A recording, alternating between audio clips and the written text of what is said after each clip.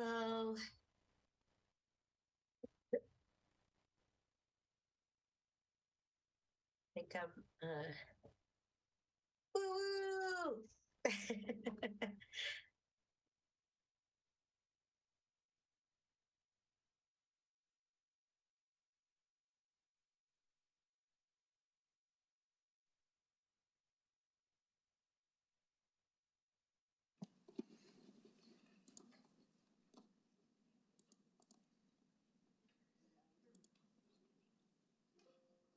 Thank you, Professor Sanders, for being on this evening. Thank you, Madam Chair.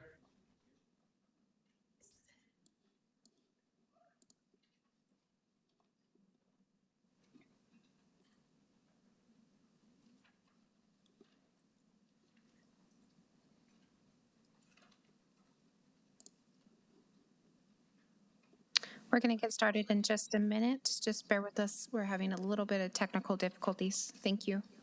Thank you.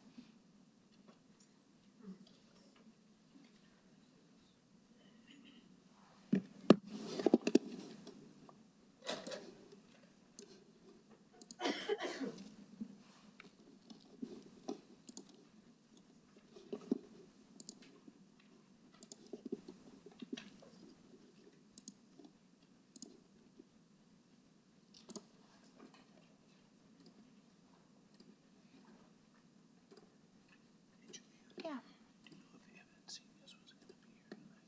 I understand that she, I think she is here tonight.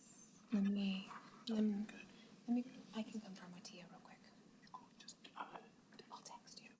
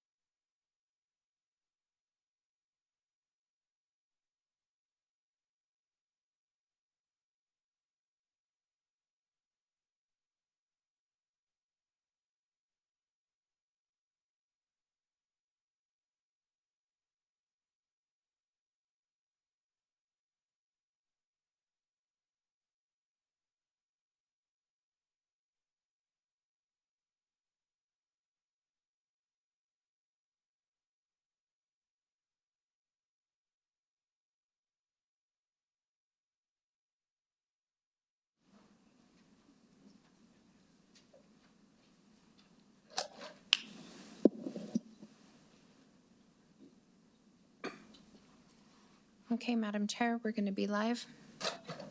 Thank you, Julianne.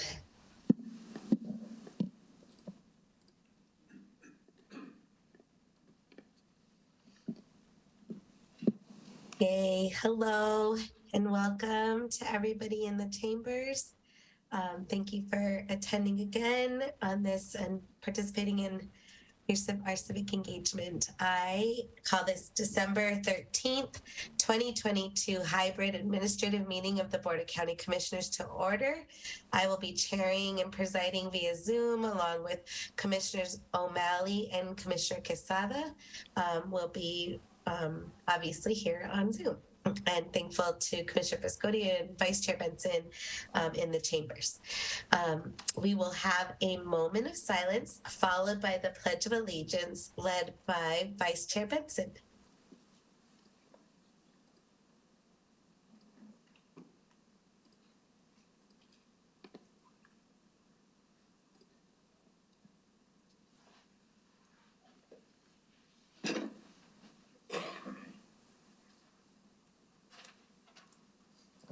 Please stand and join me for the pledge.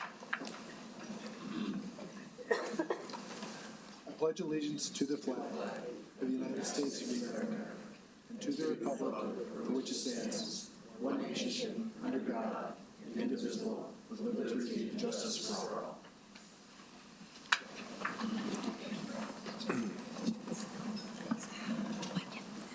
Thank you so much, Vice Chair Benson. Madam County Manager, are there any changes or additions to the agenda? Good evening, Madam Chair, Mr. Vice Chair, and Commissioners. We have no additions or changes this evening. Thank you. Thank you, County Manager. We will jump right into item 4, proclamations. And Vice Chair Benson has National Pedestrian Safety Month proclamation. Thank you, Madam Chair. So I have a few items on the agenda tonight regarding public safety, and so I'm honored to read this proclamation. The Bernalillo County Board of Commissioners, sponsored by all the commissioners, whereas the U.S. Department of Transportation's National Highway Traffic Safety Administration and Federal Highway Administration have established October as annual National Pedestrian Safety Month, and whereas the U.S. Department of Transportation reports that while pedestrian safety impacts all Americans, it is older adults, Black and Indigenous people, and people walking in low-income communities who continue to be disproportionately represented in pedestrian fatal crashes. And whereas both the National Highway Traffic Safety Administration and the Governor's Highway Safety Association have repeatedly ranked New Mexico as a state with the highest rate of pedestrian fatalities per capita. And whereas pedestrian safety represents an especially urgent crisis in Bernalillo County, and whereas the nonprofit Smart Growth America has identified the Albuquerque metro area as the second most deadly metro area in the nation for pedestrians, second only to the Daytona Beach Ormond Beach Metroplex in Florida. And whereas the National Highway Traffic Safety Administration reports that between 2016 and 2020, there were 173 pedestrians killed in Bernalillo County. Now therefore, be it resolved that the Bernalillo County Board of Commissioners commits to the improvement of pedestrian safety and joins the nation in recognizing October as annual National Pedestrian Safety Month, done this 13th day of December 2022 in Bernalillo County, State of New Mexico, signed the Board of Commissioners. Thank you. Thank you, Vice Chair. I'm not sure if there's anything going on in the chambers that I've, since I'm not there. Okay, great. We will move on to the next, Commissioner O'Malley on elections officials proclamation.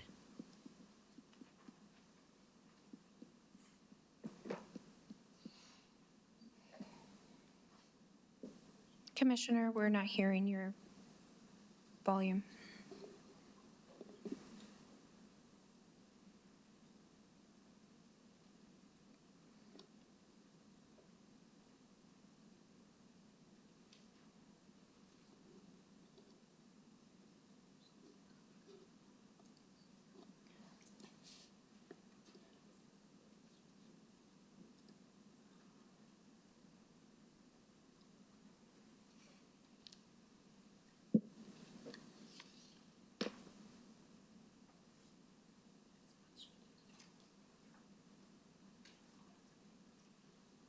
No, we cannot. Just, okay. I can hear you now. Go ahead. You can hear now? Okay. I don't know what happened. This is a proclamation sponsored by the Bernalillo County Board of Commissioners. Whereas election officials make up the front line of democracy and are essential to a free and fair election in the great county of Bernalillo, New Mexico. And whereas election officials are local temporary workers supporting free and fair elections in their local communities.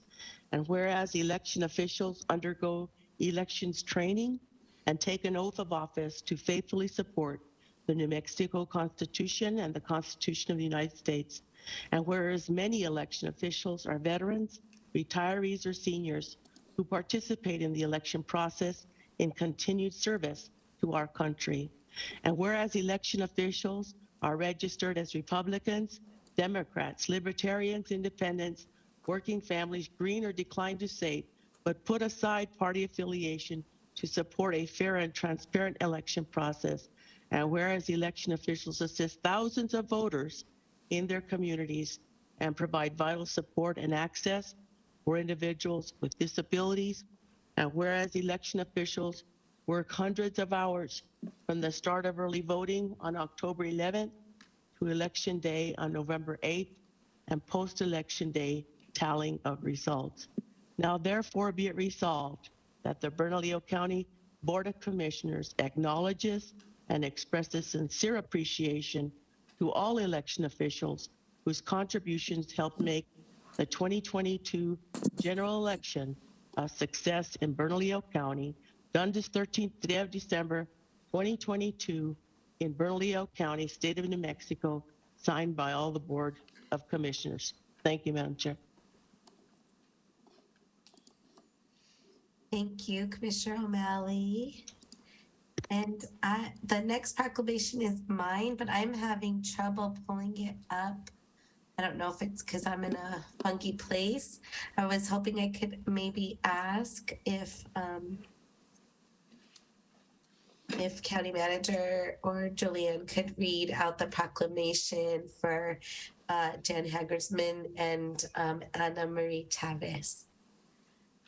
Sorry to do this. It might not even be. Madam Chair, it's my pleasure to do so. Thank you, County Manager. Sorry to impose that last minute. Not a problem.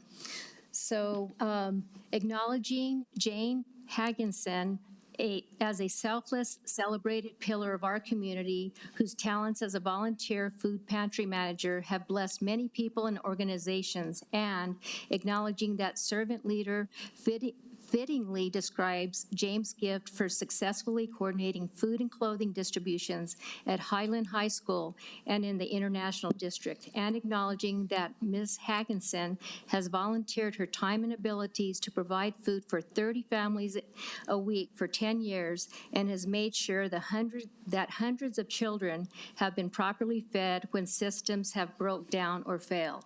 Acknowledging that Ms. Hagenson and that the Highland High School Food Pantry have helped sustain the community throughout the COVID-19 pandemic, and acknowledging that Jane Hagenson was instrumental in establishing Roadrunner Food Bank distributions at Highland High School, in addition to managing Highland's in-house food pantry and clothing bank, and acknowledging that through Jane's outreach, local businesses including Albertsons Gourmet To Go, Padrell's Barbecue, and other local grocery stores and restaurants have contributed to Highland's efforts, and acknowledging that Jane Hagenson's compassion and commitment to the International District have resulted in Highland High Schools being an area leader in the fight against food insecurity, and acknowledging that Jane is responsible for over $330,000 worth of food being distributed at Highland High School.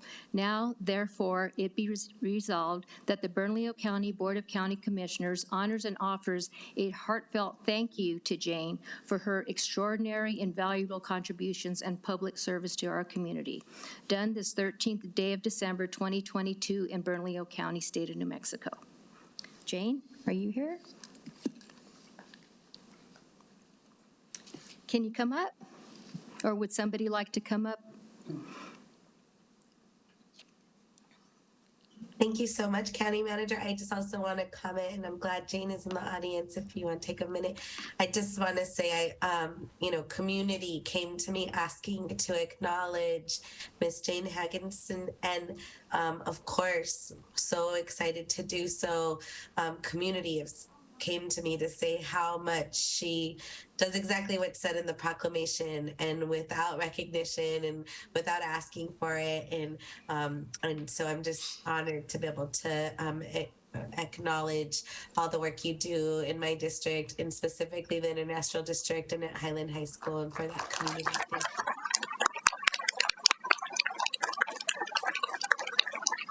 Thank you. Got it. Thank you.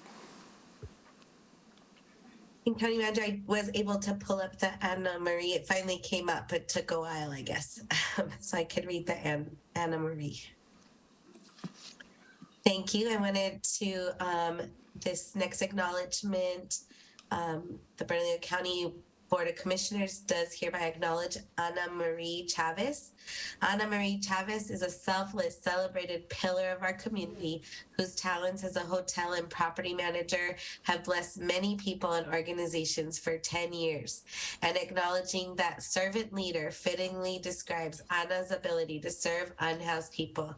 She has a passion for those who don't have anywhere to live, and she goes out of her way to assist the community to provide shelter for those in need. And acknowledging that Ms. Chavez has offered competitive pricing and free hotel stays for families and individuals impacted by housing emergencies. And acknowledging specific examples such as providing shelter for a family who survived their home being shot and the grandmother being within an inch of losing her life. And acknowledging others' examples, such as providing shelter for students with intellectual disabilities and struggling with substance use who were kicked out of their homes and had nowhere to turn to. At a moment's notice, she has also assisted countless people who have experienced sexual assault and domestic violence. And acknowledging that Ms. Chavez's business acumen combined with her social consciousness has increased the capacity of small and medium-sized nonprofits to serve the unhoused, and acknowledging that Ana Marie Chavez's altruism extends to many partnerships with organizations including Healthcare for the Homeless, Highland and High School and Hayes Community School Councils, Pay It Forward New Mexico Incorporated, and Christian Counseling Services. Therefore, be it resolved that the Bernalillo County Board of Commissioners honors and offers a heartfelt thank you to Ana Marie Chavez for her extraordinary, invaluable contributions and public service to our community, done this 13th day of December 2022 in Bernalillo County, state of New Mexico, presented this day. Thank you. And if Ana Marie is there, I just like to come and say again, community came and asked to acknowledge the selfless acts and works, and what a model example for a business owner to be giving of their time and of their business and possibly from their profits to actually help community. So I'm honored to be able to bring this acknowledgement forward.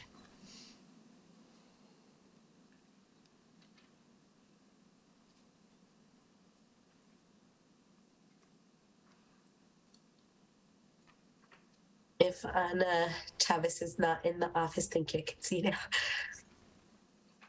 We will move on to acknowledgement of Eva Encinias, Vice Chair Benson to present. Thank you, Madam Chair. And as Ms. Encinias comes down, I just want to mention that I was having a conversation with Director Marcos Gonzalez last week, who brought this award to my attention, and it's such an honor. And so I get the honor of presenting to you, but just so you know, this is a great honor, and it doesn't even cover the tip of the iceberg. Also, Ms. Encinias was my flamenco instructor a couple years ago when I was in college. Okay, acknowledgement. Eva Encinias, the National Endowment of the Arts, National Heritage Fellow.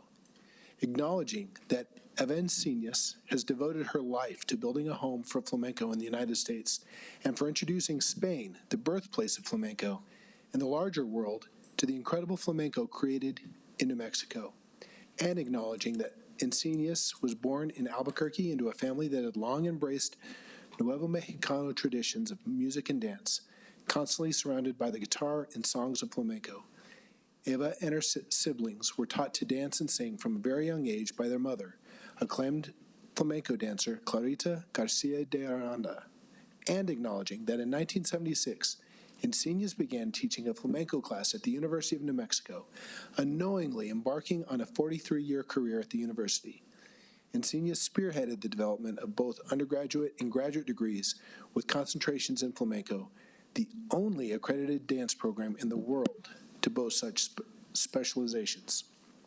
And acknowledging that Encinias founded the National Institute of Flamenco in 1982, creating a varied flamenco programs, including Festival Flamenco Albuquerque, a world-class flamenco festival that has been awarded distinction from Spain as one of the premier flamenco festivals in the world, and acknowledging that Eva Encinias has touched thousands of lives through her generous sharing of flamenco, and she was honored earlier this year by the National Endowment for the Arts as a National Heritage Fellow, and acknowledging that the National Endowment for the Arts National Heritage Fellowship is the nation's highest honor in folk and traditional arts, and it recognizes recipients' artistic excellence, lifetime achievement, and contributions to our nation's traditional arts heritage. Now, therefore, be it resolved that the Bernalillo County Board of Commissioners wishes to acknowledge and congratulate Eva Encinias, National Endowment for the Arts National Heritage Fellow, done this 13th day of December 2022 in Bernalillo County, State of New Mexico, presented this day, December 13th, 2022, by the Board of Commissioners. Thank you so much. Congratulations. We're very proud of you. And thank you for bringing such recognition to Albuquerque. You bring such recognition to Albuquerque, Bernalillo County, flamenco, the art, the beautiful art, and you're world class. And it's been recognized, and we're very proud of you. Thank you so much. Madam Chair? Greatly appreciate Yes, Commissioner Quesada. Thank you, Madam Chair. Eva, I am extremely proud of you. You were also a big part of the beginning of my career when I started with La Compañía de Teatro de Albuquerque, and together you taught me what it was to have a work ethic, what it was to work hard to be a successful artist. I don't know if you remember Nuevo Mexico C, but that was my first musical, and you were the choreographer for that, and you taught me so much, more than I could ever repay you. And that is one of the main reasons why I continue to make sure that we have flamenco at the Westside Community Center, and that we offer this heritage and this culture and this art to the people in my district, that I know you spread it around the whole Bernalillo County. But I want to thank you for being a part of my career. And I think people should know how many lives you've touched. You've touched two people's lives that sit up here on this commission. I couldn't imagine the thousands upon thousands of people you've touched. So congratulations, and we love you very much. Thank you so much. I greatly appreciate it. I'm honored to be here, and I thank you for the acknowledgement. And what an honor to be given by the National Endowment of the Arts this incredible award. Speaking of the efforts that myself and my family and lots of other people that have worked so hard to help us move our efforts forward. I'm just so pleased to be here, and I thank you for acknowledging the work that we have done. There's still a lot of work to be done, and I'm going to continue to do it as long as I possibly can. And I hope you're still practicing your flamenco steps. Yes, ma'am. Madam Chair, Yes, Commissioner O'Malley.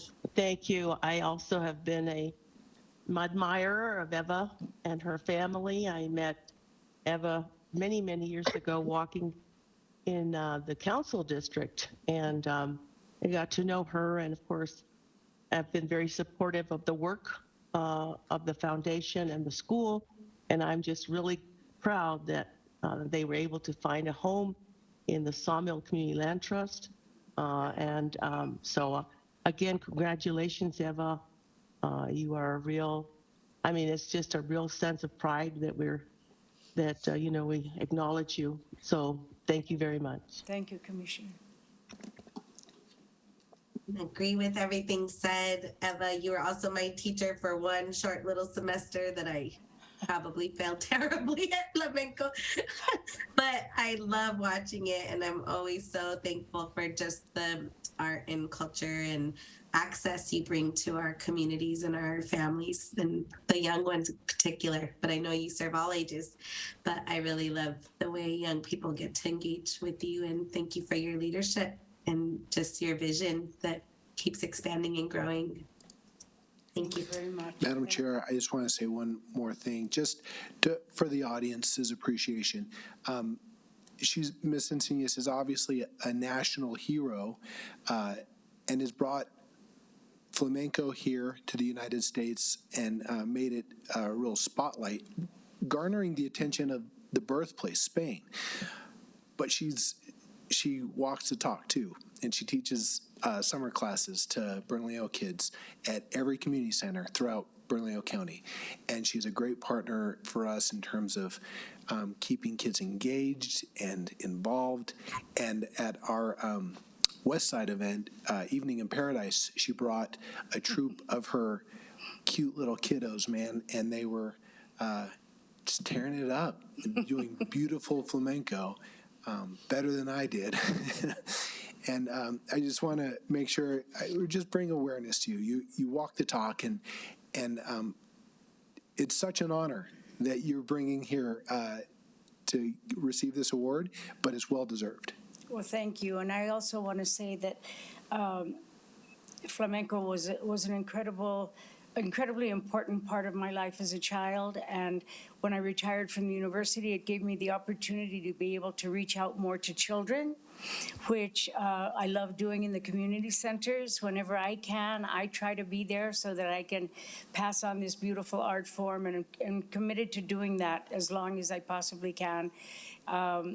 I know if you don't know flamenco, maybe you don't realize the impact that it can have on young people's lives, but it can really make a tremendous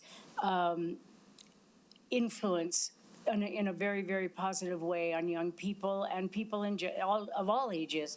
So I thank you for the acknowledgement here today, and I know you've got so many important things to talk about, and I appreciate your acknowledging my efforts. Thank you. Thank you.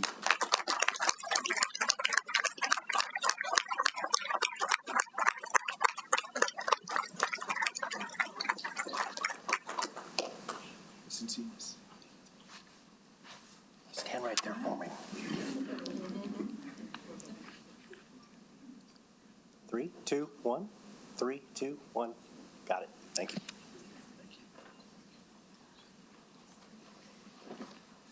Thank you, Maestra Encinas, and Vice Chair Benson for bringing that acknowledgement.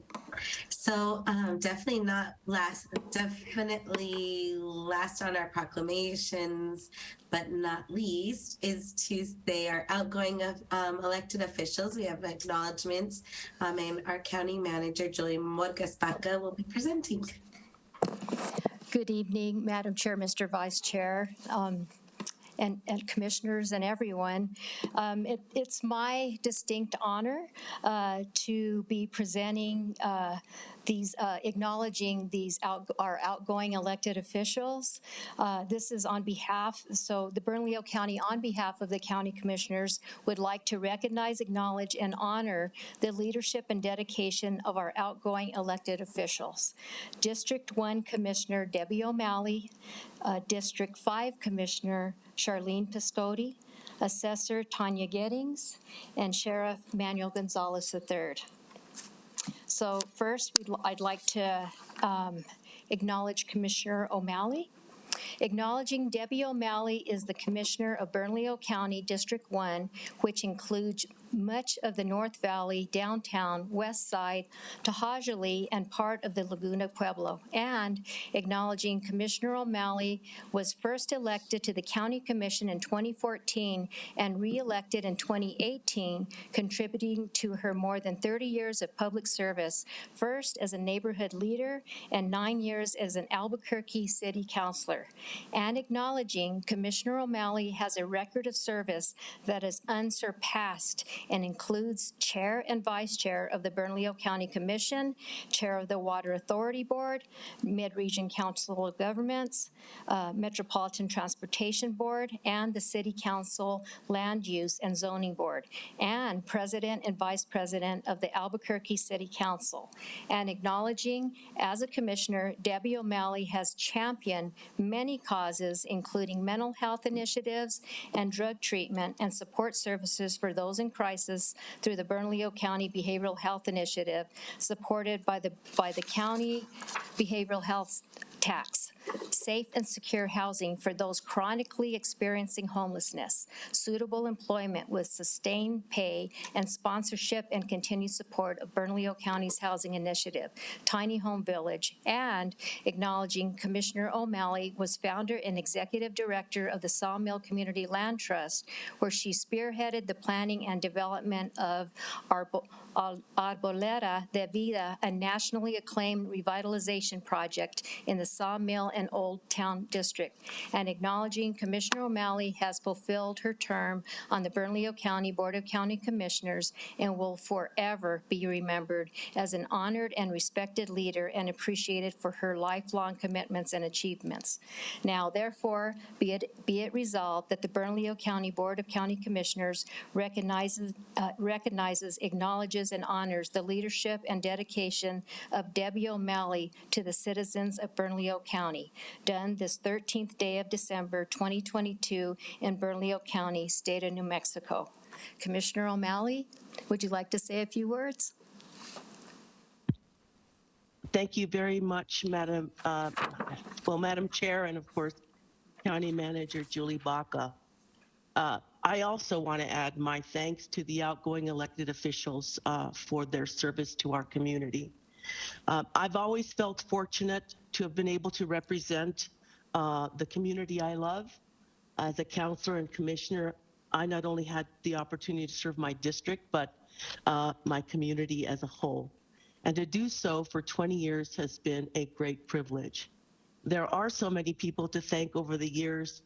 My concern in trying to name them all is that it would be a very long list, but I would inevitably forget someone. Unfortunately, my memory also is not what it used to be. These are members of our community whom I have worked with and who have supported me and encouraged me and mentored me. From those who have worked on my campaigns to those who have worked with me on community projects and initiatives. I am extremely grateful. When I was first elected, the manager to County Commissioner, Tom Zadanek was the county commissioner. He was very welcoming, supportive, and helpful. After he retired, I've had the privilege to work with Manager Julie Baca. I cannot say enough good things about her and her team, her deputy directors, and members of her administration. Julie is very forward-thinking, a problem solver, a person who takes responsibility, and one who truly cares about her community and her employees. And while I have primarily communicated and worked with Manager Baca's administration, I in no way want to diminish the contributions of all of our employees, not only those who have helped me, but all of them work every day to make a community a better place for our families. I'm also very grateful for my allies in elected office on the federal, state, and local level whom I've built relationships over the years. Most importantly, I'm thankful for a supportive and loving family. My parents who are no longer with us, but who were my role models. My husband, Mike, and daughters, April and Christy, who have been my biggest cheerleaders, and my extended family and close friends. And not to forget my grandkids, who are not exactly sure what I do. I wish to recognize, and not least, I wish to recognize and express my sincere gratitude to my longtime assistant, Kelly Sanchez, who has been with me for the last 100 years. No, it's 18 years. I joke that she finishes my sentences for me and that she has been with me so long that I've ended, which at times I have. We have been together through a lot together, but she's always remained optimistic and steadfast, no matter the obstacles, challenge, and I could not have asked for a more loyal assistant who is also a dear friend. In closing, I'm not leaving town and will continue to be involved in our, just in another capacity. I want to thank you all and have a blessed holiday season. Thank you, Madam Chair. Thank you, County Manager and Commissioner O'Malley. I know you have others present. I don't know if we want to pause and allow a little bit of conversation in between, or did you want to proceed all through and then we could do comments after? I'll give it. I know I'm the chair, but I sort of want to let you, if you're on a roll, County Manager, and you want to proceed, and then. Thank you, Madam Chair. I'll proceed. Okay. Okay. All right, so next is Commissioner Charlene Piscotti. Acknowledging Charlene Piscotti was elected in 2018 as a commissioner for Bernalillo County District 5, which includes the far east side of the county, both sides of the Sandia Mountains, Albuquerque's foothills, and uptown, Tijeras, Carnuel, and Cedar Crest. And acknowledging Commissioner Piscotti is a licensed clinical counselor of almost 20 years, including a private practice in Albuquerque since 2008, has been successfully self-employed for most of her life and has worked for top-notch organizations like UNM and AMA and premier marketing and advertising agencies. And acknowledging in her term, Commissioner Piscotti established the East Mountain Mental Health Wellness Center, initiated improvements to Carlitos Springs open space and Whispering Pines, expanded clean and safe water service to the Carnuel area, spearheaded grants and other initiatives, passed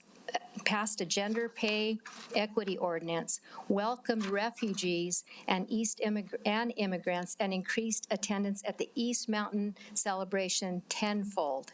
And acknowledging Commissioner Piscotti is a Chicago native with a bachelor's degree in psychology, 3 master's degree in sociology, public health, and counseling.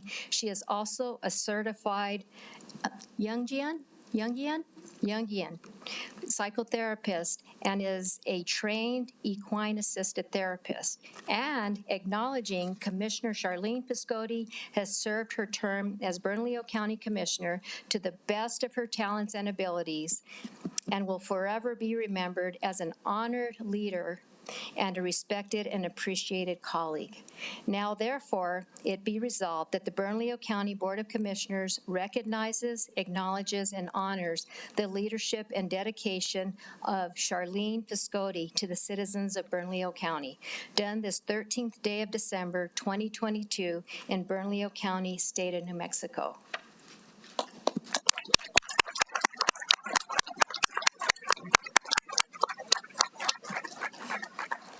And yes, I would love to say a few words of gratitude.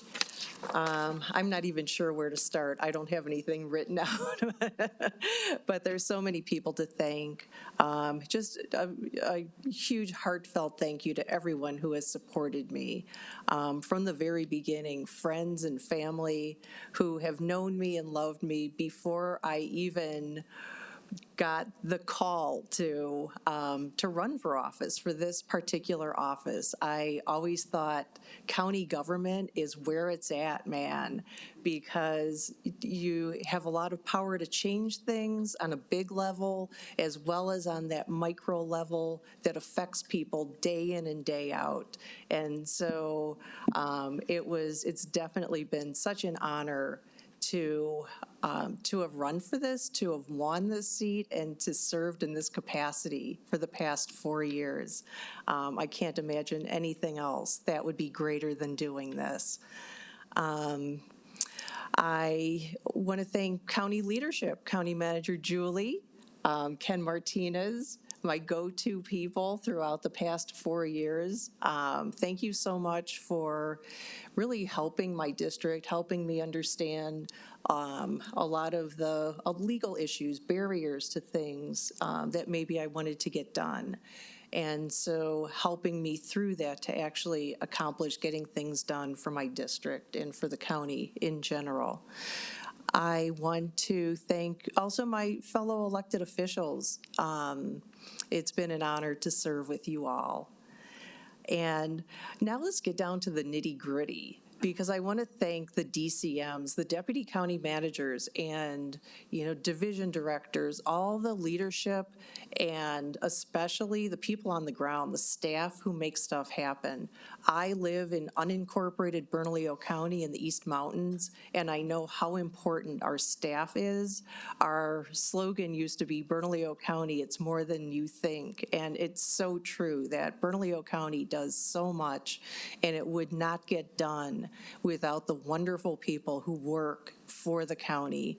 So my heart is just bursting with gratitude for all of you, because, if anybody thinks that elected officials just wave their magic wand or snap their fingers and make things happen, that is not true. It's really the people on the ground, the staff, the leadership of the county who really gets things done. And I am so grateful, and thank you on behalf of my constituents, because you have been so responsive and just worked wonders. I know Public Works, I always give you a shout out, especially in the winter, because I know you were out at 4 a.m. salting, sanding, and plowing those roads out there. I want to give a very special thanks, now we're moving on, to Joe, my assistant, or whatever that fancy new title is, my executive assistant. Joe, just wave so people know where you are. And also to his partner, Manny Crespin, who's sitting next to him. I know that you guys kind of come as a package deal. And Joe, you have been amazing in every single way. I remember when we first started this and you were like, yes, of course I'll be your assistant. And you have been so amazing and loyal and hardworking. And I remember one of the first meetings we had was to talk about what would be the values of our District 5 office. And it was kindness, it was responsiveness, it was being polite and courteous to staff and constituents and everybody that we came in contact with. And Joe, you've really embodied that. Manny, I want to thank you, because I know you've been the person who's kept Joe balanced. And when you've seen my caller ID come up on his work phone on a Saturday night, you're the one who said, Joe, don't answer it. Take a break. And so it also helped me kind of keep balance in my life, that you have been there for Joe and kept him going. I also see other people in the audience who have been there the whole time, who supported me, encouraged me, believed in me throughout everything, and I appreciate you so much. My final thank you goes out to my constituents, because it's all been for you. Everything that I've done has been for my constituents.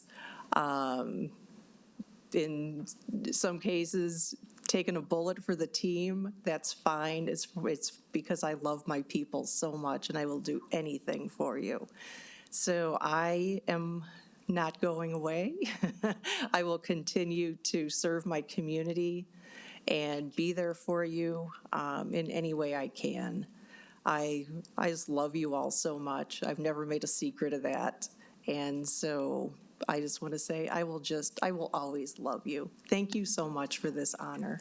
Thank you.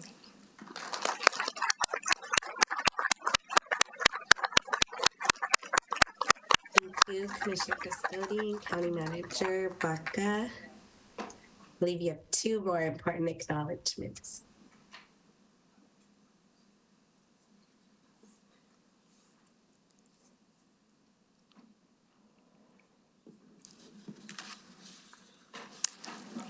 Thank you. Okay, so next we have our Madam County Assessor, Tanya Giddings. Would you like to come up? Sure.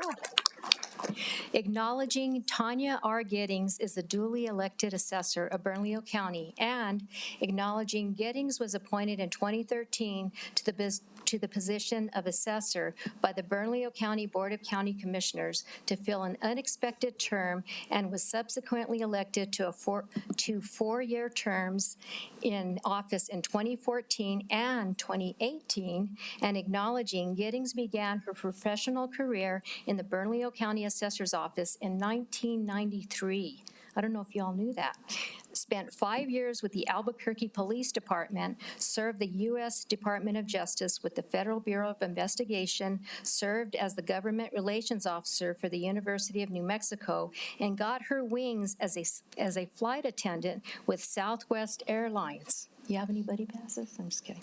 So acknowledging Giddings received an associate's degree in liberal arts from Central New Mexico College and a bachelor's of arts in political science from the University of New Mexico, and acknowledging during her years of assessor, Giddings procured state-of-the-art software to enhance the production, mapping, and accounting of all taxable properties, implemented regular outreach events to assist and educate taxpayers on exemption qualification, utilized social media platforms as a communication tool with the assessor's office, and laid the foundation for a new electronic document system for data collection and storage.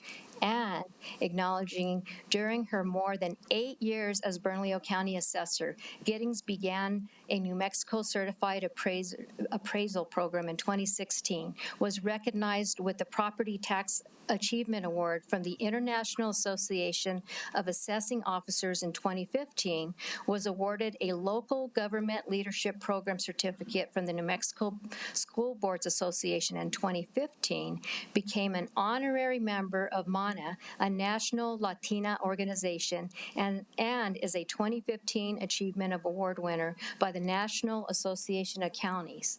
And acknowledging Tanya R. Giddings has served her term as Bernalillo County Assessor and will forever be remembered as an honored leader and a respected and appreciated colleague. Now, therefore, be it resolved that the Bernalillo County Board of County Commissioners recognizes, acknowledges, and honors the leadership and dedication of Tanya R. Giddings to the citizens of Bernalillo County, done this 13th day of December 2022 in Bernalillo County, state of New Mexico.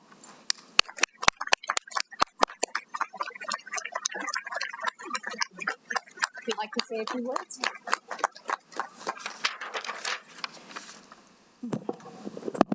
Thank you, Madam County Manager and Board of Commissioners and Madam Chair. Sorry, I was about to go into, my name is Tanya Giddings, I'm the County Assessor, as if I was presenting. Sorry about that. I didn't write a speech, and I'm going to wing it, which I'm not good at because I'm not a fan of public speaking, even though I've been serving in an elected role for 10 years now. But it has been an absolute honor. I've loved every second of it. I've loved this job so much. I've loved serving. I've loved the people I've worked with. And I don't know what else to say except for it's just absolutely an honor to serve a county that I'm born and raised in, and I absolutely love this community so much. I've worked in government since 1983, which I started the assessor's office, my first professional job, and I do have quite an eclectic background, but it allows me to see things in such a different, wide perspective, and I think that's what the Office of the Assessor what I was able to do in the Office of the Assessors, and is see things in a very wide perspective on how this office impacts our community, impacts taxpayers, impacts the different entities that are do benefit from the revenues the this taxable base does provide. But I know at the end of the day, the decisions I made did always had a real true impact to our taxpayers. So it was very thoughtful. Everything I did was I put my heart and soul into it. I really want to thank the staff of the assessor's office. I was just very fortunate to be their leader for the past 10 years, and I'm thankful for them. They are just a wonderful, wonderful group of people who are dedicated public servants. I want to thank my amazing core team who's just helped me carry out everything that we've always wanted to accomplish for that office, and that's Michelle and Clyde, who Michelle will be retiring after 30 years of service and 29 and a half of them in the assessor's office.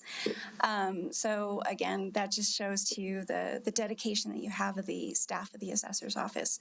I also want to say thank you to Gloria, who is my assistant, and she always gives me the utensils I need to eat during the day when I don't bring utensils, and gives me candy during the day to get me through the day.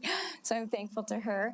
And I'm thankful to the voters for entrusting me this office. I'm forever thankful. I'm also thankful to the Board of Commissioners that really took that chance on me when they appointed me so many years ago. So thank you again. And thank you to the entire county DCMs as well, and of course, Madam County Manager, for all the support you've always provided me when I'm trying to push whatever initiatives I'm trying to take care of in the office, which is whether it's taking care of our staff or any of our outreach initiatives. And I also want to congratulate all the outgoing electeds. Thank you for your service. Public service, elected service is not always easy, but you do it with your heart. And so thank you again. And just in general, thank you to all the electeds who are staying. So thank you for your service as well. And last, I do want to thank my mom, who is here. And remember my...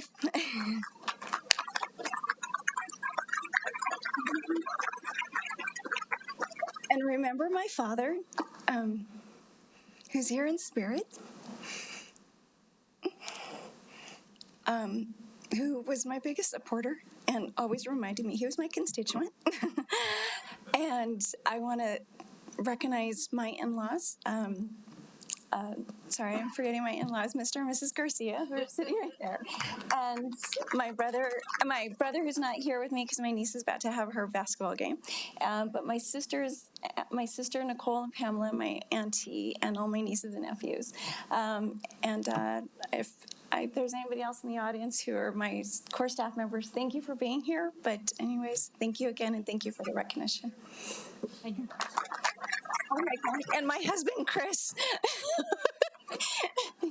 And my husband, Chris, who's watching online, thank you for... Thank you for always listening to me when I'm stressed. Thank you, Assessor Giddings, and County Manager.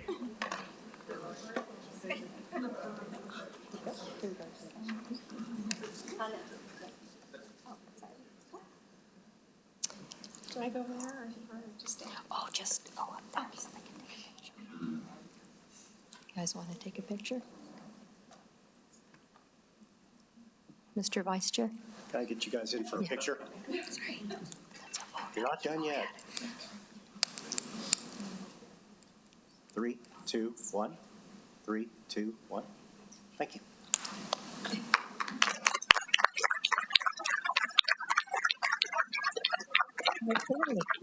And now, last but not least, kind of my partner in crime for 30 years? We've known each other, right, Sheriff?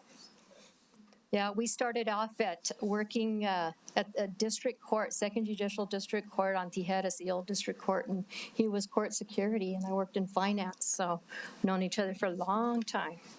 So, acknowledging Manuel Gonzalez III is the duly elected sheriff of Bernalillo County, and acknowledging Gonzalez was appointed to fill the sheriff's position in 2009 following the resignation of the standing sheriff, was elected to his first term in 2014 and for second and final term in 2018, and his experience and dedication are essential to servicing the public's trust, strengthening community relations, and providing fair and impartial service to the community. And acknowledging Gonzalez began his career with the Bernalillo County Sheriff's Office in 19 1989 and served in all divisions, commands, and shifts, and was promoted to sergeant, lieutenant, and captain. And acknowledging while sheriff of Bernalillo County, Gonzalez implemented technology, advanced body-worn cameras, developed an independent in-house maintained and operated police record management system, increased authorized manning levels of sworn personnel, and was awarded millions of dollars in federal, state, and local grant funds used to hire personnel, purchase vehicles, and technology-based equipment to aid in the protection and security of all citizens and visitors in Bernalillo County, and acknowledging Gonzalez is a veteran having served honorably in the United States Marine Corps, and he has an associate degree in criminal justice, a bachelor's degree in management with a minor in occupational education with a specialization in law enforcement. He is a graduate of Northwestern University's School of Police Staff and Command and the FBI National Executive Institute. And acknowledging Manuel Gonzalez III has served his term as Bernalillo County Sheriff and will forever be remembered as an honored leader, respected, and appreciated. Now, therefore, be it resolved that the Bernalillo County Board of County Commissioners recognizes, acknowledges, and honors the leadership and dedication of Manuel Gonzalez III to all the citizens of Bernalillo County. Done this 13th day of December, 2022 in Bernalillo County, state of New Mexico.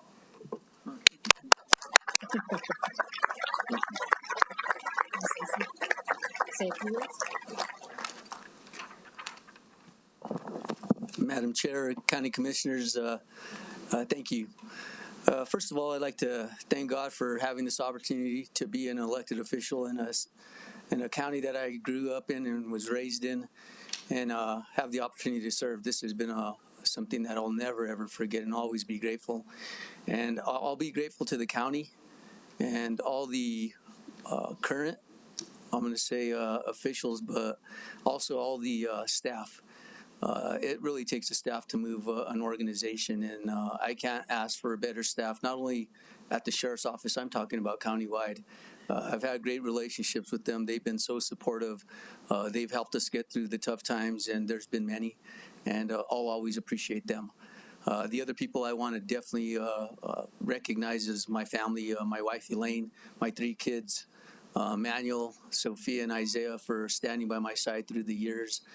You'll remember when I was first appointed in 2009, they were very little, and they're grown up since, and they're all in college, and their mom's done a wonderful job in terms of supporting them, being by their sides, and making sure that they get everything they need aside from all the sacrifices that she made so we could do and I could do what I wanted to do, and that was be the sheriff of Bernalillo County, and I can't thank her enough.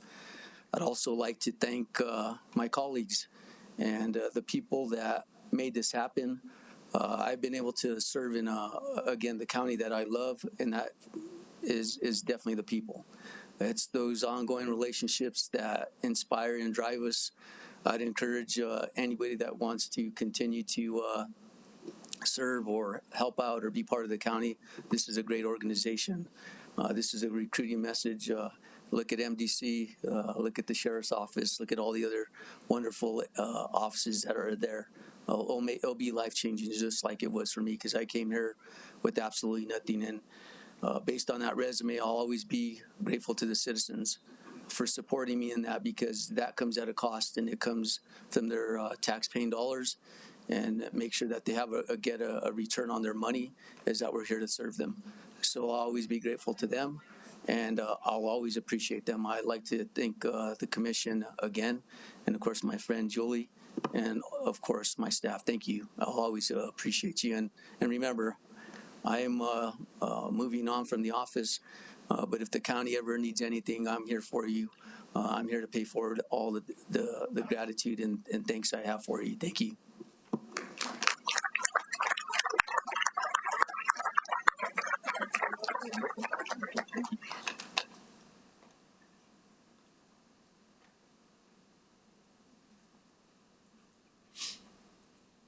Get you to go in, Jet. That perfect. 3, 2, 1. 3, 2, 1. Thank you. Thank you, County Manager, for all those important acknowledgements of our elected officials. I'll take the honor to speak a little bit to that, and other commissioners can weigh in as well. I'll start with Commissioner O'Malley, who's been just such it has been a blessing and an honor to serve with you, Commissioner O'Malley. Your experience, your years of commitment and passion, and your humor, but your leadership and your just know-how and go-to grit has been such an amazing. It's like I said, it's been blessed to be able to be, and I feel blessed to have come in and had you as a mentor and friend and colleague on this board. And I can't explain enough how much that's meant to my own commitment, but also I know that our communities, that list of accomplishments has just meant that all the ways that our communities get to live happy and have quality of life, and sometimes don't even know that how it happened, and all the behind the scenes work and community and hours and sacrifice of time that it takes. And again, I'm just thankful and both honored and blessed to have been able to serve with you during these days. And I just want to say thank you so much for your service and your friendship. Anyone else like to comment? Madam Chair? Yes, Commissioner Bensky. Yeah, I'd like to follow your thoughts, and I'll start with County Assessor Giddings and Sheriff Gonzalez. I haven't been able to work, day to day with you as much, but I've watched you from afar since before I was elected, and thank you for all of your service, your dedication, and your love for the county I love. You're just hearing you speak is just resonates, I think, with everybody here. I think if you're here at a county level meeting, you love the county, and you both have put everything into it by getting into the arena, and so thank you. And Commissioner O'Malley, it's been an honor to work with you. I've learned so much watching you,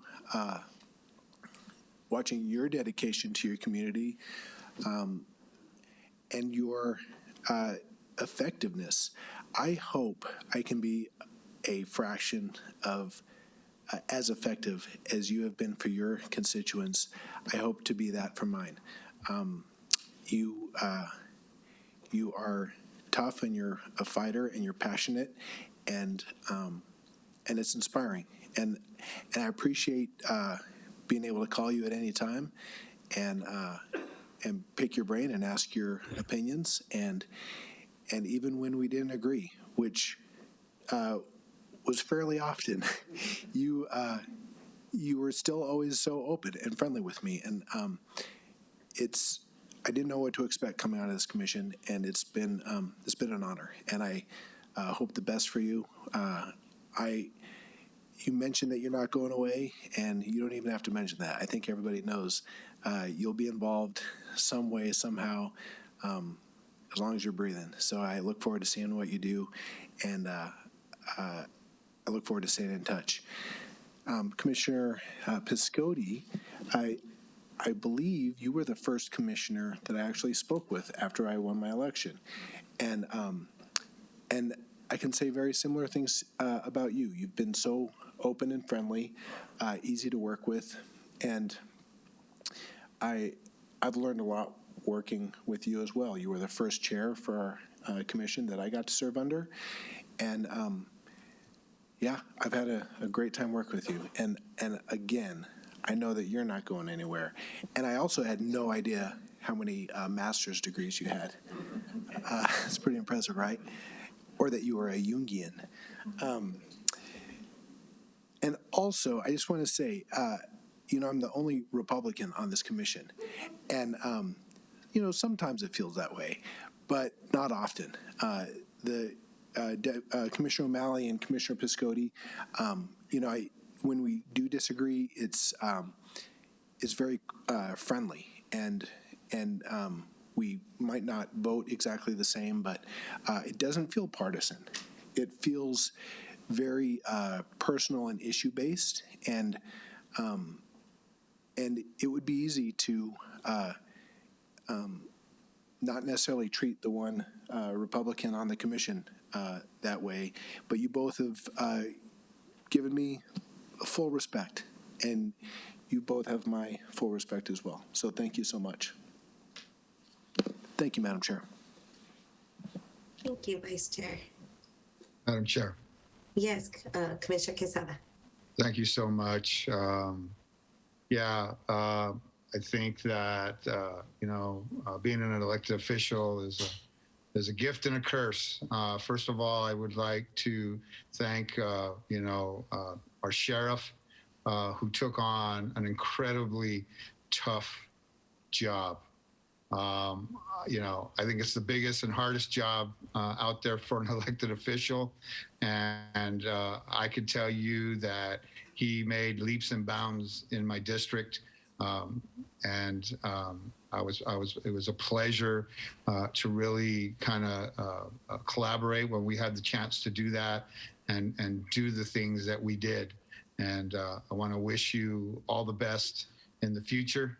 You definitely earned it. And, maybe you've earned a little golf. I don't know, maybe a little break. But I'm wishing you all the best.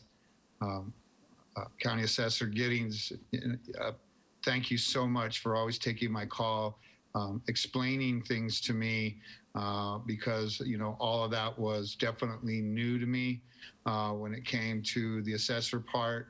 And you were so amazing, bringing me in, giving me classes, guiding me through what it takes and some of the decisions I had to make. And so I'm just, honored to have served with you. I think you're a great, kind, beautiful human being, and I wish you all the best in the future. And congratulations on everything. And Commissioner Piscotti, you're a champion. Me and you, we see eye to eye on a lot of things. I want to thank you for being an inspiration to me as a leader, someone who did their best to represent all people, not a party, not a special interest, really nobody but the constituents of your district. And you did it with grace, and you did it with a little, with a little moxie every once in a while when you had to. And so didn't think you had that in you, but now I know better. I know you totally have that in you. You're strong. And I'm looking forward to what your next mission is also. Commissioner O'Malley, she's the toughest. She works hard. And so I want to wish her all the best. Thank you. Thank you. Agree. All our elected officials have done such great work and commitment to our and passion for our communities. Thank you, everyone. And maybe we could just do a big round from the one more in the audience for everybody.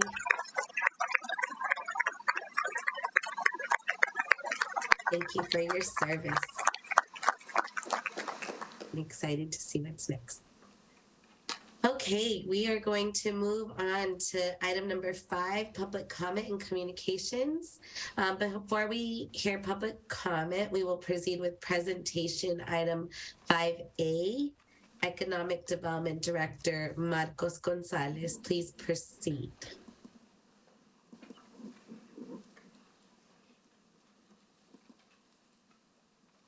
Welcome, Director Gonzalez. Thank you, Madam Chair, members of the Commission. This evening, we wanted to provide a overview of the past year's activities, as well as provide area. Which way? And Danielle Casey from Area is going to provide an overview of their activities as well. We'll cover economic development projects, ongoing film activity, and other project updates that we have as well. Very quickly, we did one IRB project this year with American Gypsum, retained 80 jobs, and it's resulting in $45 million of new investment into the county. We were able to do 2 affordable housing projects, results in 340 new affordable housing units, and $64 million of private investment, as well as adding housing to the Los Ranchos and the West Side areas. We'll be participating in the South Campus TID, which will redevelop the South Campus area over the next 25 years, adding many new research developments, retail, improving infrastructure, and of course jobs to the area. Also, we participated in an MOU with the Water Utility Authority to develop a water infrastructure along the Gibson Boulevard. This has already resulted in Northrop Grumman locating to the area and building a brand new facility with 70 new jobs and 74 construction jobs.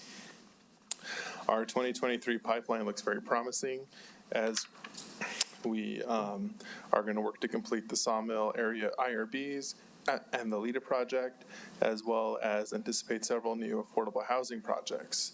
And also, we have several projects with the area that we're working on right now that we hope to bring to you as well in the new year. And then, of course, film continues to be very active in our area. We've had, especially with TV and streaming series, we've had over 102 permits just in the unincorporated area of the county, 13 location agreements. That means film companies are actually in our parks and our buildings, and so we're earning a revenue from them. And then was very proud to bring forward a film-friendly resolution that really outlines steps for the film industry, also expectations for our residents about what happens when the film is active in their area. And we also are working on our Brownfield grant, which is a $600,000 grant we received from the EPA. We partnered with the Rio Grande Community Development Corporation and the Partnership for Community Action. This was originally applied to just the Bridge Corridor area, but we've been able to also other areas of the county as well. So right now we have 6 completed and 2 that have started, and another 8 in the pipeline, and we have a lot of money left over for these free testing sites. So we're going to be going out still more community partners and development community to let them know about these programs. And in other programming that we're doing, we're still operating the Emergency Rental Assistance Program that we've been operating since March of 21, and we've been able to distribute out over $9 million to the community and over 1,400 households. And today with Shirley, we asked the Treasury for another $5 million. So we're still going to be going after more additional funds to be able to work with the community as well, because daily we still get residents that are impacted by COVID that need assistance. They can't pay their rent or their utilities, and with the holidays and people coming closer and COVID cases going up that we see in the news, we anticipate more people needing assistance. We also, in the new year, will be launching the Premium Pay program that will allow organizations to apply for a one-time bonus for their eligible employees as part of our ARPA funds, and we're increasing our marketing out into the business community and the community with additional edges. We've asked you for businesses to highlight in our newsletter and our new TV show on YouTube called Biz Moments, where we're trying to get to share the stories of many of the entrepreneurs in the community and just continue to expand our outreach into the community. So with that, I thank you, and I couldn't do this without our team. Carolyn Tobias and Dan Beeman are here today. If they could stand real quick. And Sulema Lenz and Swin Chavez couldn't be here tonight, but without a great team, we couldn't accomplish all that we've had so far. So stand for any questions, and I'll turn it over to Harry. Good? Cool. Thank you, Director Gonzalez. Thank you. What a great update, and great to be reminded of all the great things. Wonderful. Chair Barbara, Vice Chair Benson, and members of the commission, I'm thrilled. It's an honor to be here this evening. Excuse me, Danielle Casey, the President and CEO of Albuquerque Regional Economic Alliance. So I have some very brief comments for you. Marcos is going to kick me if I go too long.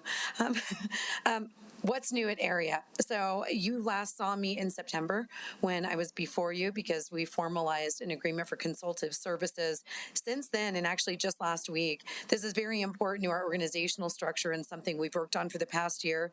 We've officially received a designation from the IRS to transition fully to a 501c3. This is very important. This allows us to now go out and go for grants and federal dollars and other resources to better leverage the work that we do and the funding that we get from private sector investors as well as our public sector partners. So I cried a little bit when I saw the email come through from the attorney. So this is really great. We've raised dollars, again, significant private sector dollars as well. And I'm very excited to share officially that Bernalillo County, if you all were not aware, now actually has 2 representatives on our board of directors. One is county manager, and then we also have Vice Chair Benson because he was elected as the chair of our Public Sector Advisory Council at their first convening. So he'll be very engaged as well. So the county is going to be well represented in the work that we're going to be doing. So we're thrilled to have that and your partnership. I'm going to give you extremely high level numbers. One thing I do have for you, and I've handed them out, is the copy of our Q3 report. We do these quarterly. You'll also get a copy of our annual report at the end of January where we share, and these are available online publicly for anyone, all of the activity, all of our metrics and data if you want to dig into that another time and not during a meeting. We have about 56 active opportunities in our pipeline. 2 of them we consider very hot because they're big potential deals. Some of you are aware of these and have been very engaged in helping us to pitch to them. Some of the market-driven demand that we see, a huge amount of our active opportunities have actually come into the pipeline since January. Many of them are attraction projects and also significantly based in the industrial market segment, as you see on these slides. What does that mean? If we were going to get all the companies that we have in our pipeline right now to locate, which we all know is not a reality if we've done sales, that actually would mean nearly 12,000 manufacturing jobs, more than 1,200 office jobs, and 120 transportation and logistics jobs. So a lot of opportunity out there in the pipeline to win or to not win. So we're constantly keeping an eye on these things. Wanted to give you a snapshot as well as the community on the economic impact to the region of the locates and announcements we've been involved in with a meaningful involvement since January 1. These are the numbers and the things that Area has influenced and been part of. These are some big numbers, $1.4 billion in total new capital investment, $88 million in local fiscal impact, just as a sample. And we broke these out a little bit just since July 1, which is when I consider our formal engagement to have started with Bernalillo County. And you'll see these right here. The one I like to point out is over 3 years, the projects just since July 1 we helped out on will get about $1.2 million in local fiscal impact return. So if we think about it that way, what that really means is it's already far more than the investment that you all have made in us, and we're really excited about that and want to see that grow obviously 10 and 20-fold. Since July 1, we've also submitted proposals to 20 projects, project opportunities that all have included sites within Bernalillo County. So we're out there drumming up and responding to business on behalf of the region. And we've also engaged a new lead generation contract, which has already yielded 5 prospective lead meetings. These are meetings with companies outside of our market that had no idea about us, that we were telling them about the region. And so what we hope is those then mature and become formal prospects and come in, and hopefully we get one to locate. We've done a lot just since July 1. We have done a site selector tour that the county was extremely involved in. We had a governor's conference on economic development we supported significantly. We held an event around building a regional economy with a focus on the importance and criticality of workforce housing. And then we also had a big annual dinner. And I just wanted to highlight as well, there's some fun QR codes here for anybody. We also spend a lot of time on research and value propositions. So how do we tell people outside of the market and community about why, if they're a bio-life sciences company, they should want to be here? Well, you see two reports up here that are very extensive, one on bio-life science, one on aerospace in Greater Albuquerque. We've also done partnership reports with CBRE on talent in the region, as well as a partnership report with NAI on industrial market updates. So all of this is available, first of all, to all of you, but even more importantly, out there to clients and prospects that we're trying to work to bring into the community on behalf of the county. And I just have one or two more quick previews. I would love your help and the help of the community. We have beta launched a website called live.abq.org, because abq.org is our website URL. And this is all about marketing to talent or people that are looking at the community or looking at it as a place to live with a regional lens. So there's a really great little tool in there so they can pick the right community, and it shows that we have diversity of community assets. So please check that out, because we're looking for feedback on how we can improve that before we start marketing it externally. And a big look ahead when you think about the activity we're already gearing up on, just from a business development lens for 2023, are really looking at the national opportunities that we have out there, and then cross-referencing our regional strategy, looking at markets that have a strong presence of consultants and companies in our target industries, ones that have rich densities of research and development and manufacturing to go after. And so you'll see on this map, the ones also with the little black dots are ones we plan to visit and reach out to these people during 2023 and on behalf of the region. And this is just a little bit of the busy calendar that we're going to have, which we also line up with our partners at the state, New Mexico Partnership, EDD, and of course, Bernalillo County's Economic Development Department and other public sector partners. So I would also very much welcome any questions you have now or offline, and thank you for the opportunity. Madam Chair? Yes, Vice Chair Benson. Thank you for your presentation. All right, well done.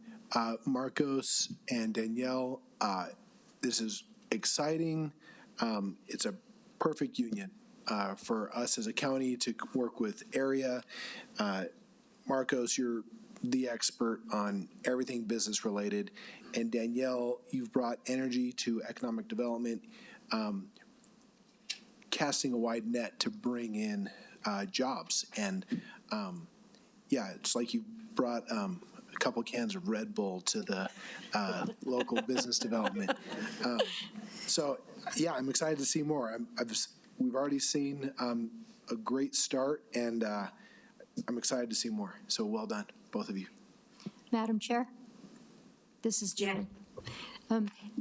So Danielle, I just wanted to tell you, you have brought what used to be AED, Albuquerque Economic Development, now area, to a whole new level.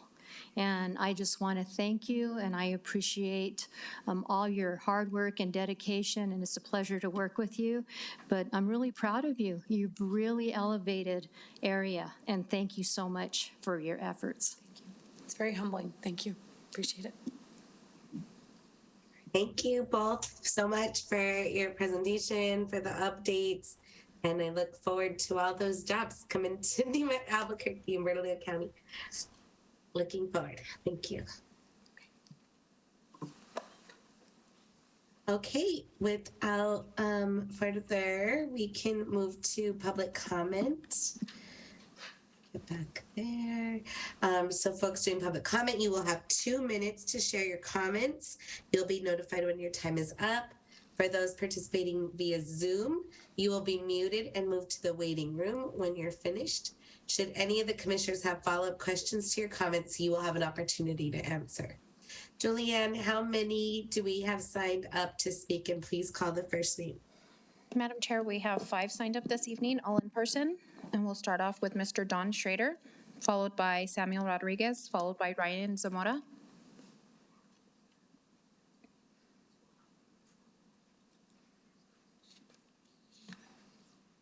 Don Schrader.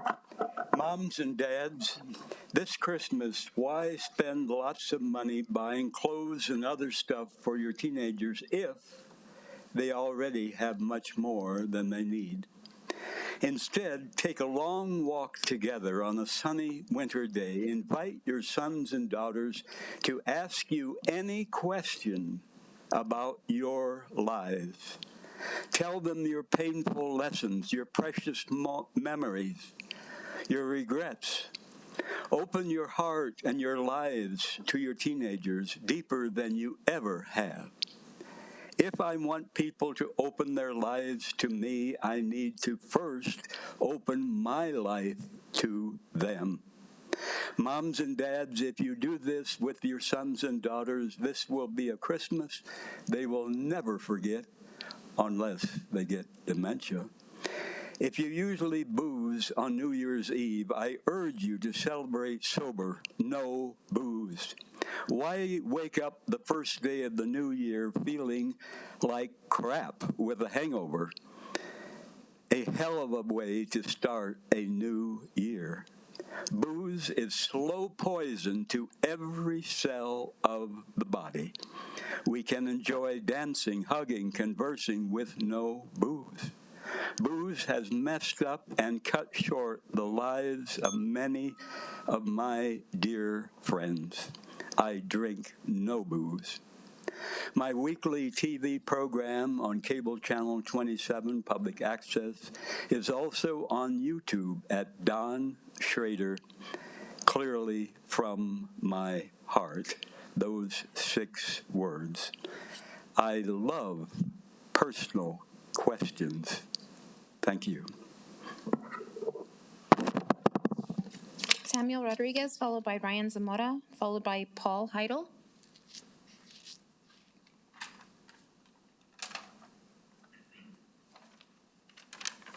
Hello, good evening. My name is Samuel Rodriguez. I'm a sergeant with the Bernalillo County Sheriff's Office. I am also the treasurer for the Bernalillo County Deputy Sheriff's Association. Traditionally, it takes the Sheriff's Office about 6 months to fill an academy class of about 20 to 30 cadets. Those who graduate, we're going to lose probably around 30% of them, are used to fill about 12 to 18 annual vacancies that we have through retirements, resignations, and line of duty deaths. We are currently 9 months into our recruiting cycle for Class 45. We've experiencing an 89% drop in recruiting.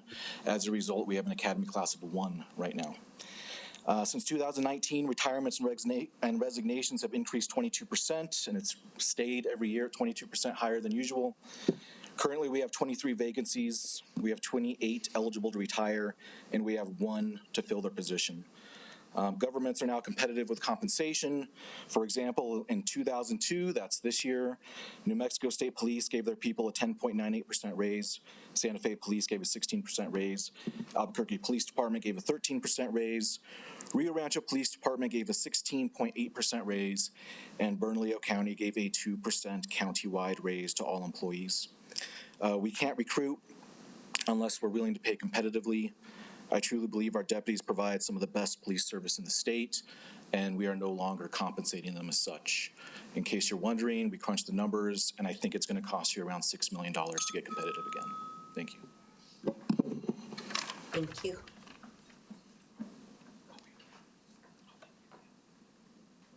Go ahead. Hello, I'm Ryan Zamora, also a sergeant with Bernalillo County Sheriff's Office. I'm also the president of our association. I think a fair question to ask after Sam did his presentation, which I think he did better than me because I'm already shaking. I'm so nervous being in front of everybody, is what have we done as members of the Bernalillo County Sheriff's Office to try and combat the lack of recruiting efforts. So over the past 10 years, I just want to name some things that our recruiters, but also our command staff have done to try and up our numbers as we've seen a decline in interested candidates. We've had a proactive approach to community events. One of those was put on by recruiter Anton Maltby at Coronado Center. We invited a bunch of different units from our department to attend that, and we did get some interest from some potential applicants there. There's a program previously known in the military as TAP, the Transitional Assistance Program for people exiting the military and trying to find different careers. That name has changed to something I'm unfamiliar with, but it still exists. We attend those at different military bases across the Southwest. We're involved in college events and forming relationships with the college athletic departments, as well as NMSU. We're involved in one of the only mentorship programs through NMSU with their criminal justice program. Because we've had less interest from applicants, we've been able to take more of a individual approach to helping them reapply when they need to and help them in areas like tutoring and different things to make sure they're going to make it through our academy and our testing process. We've also created an online database to be able to follow up easier with those people that have applied with us in the past, and created classes for women interested in law enforcement, as well as classes for what to expect when you're getting into our testing process. Thank you. Paul Heidel, followed by Peggy Starr.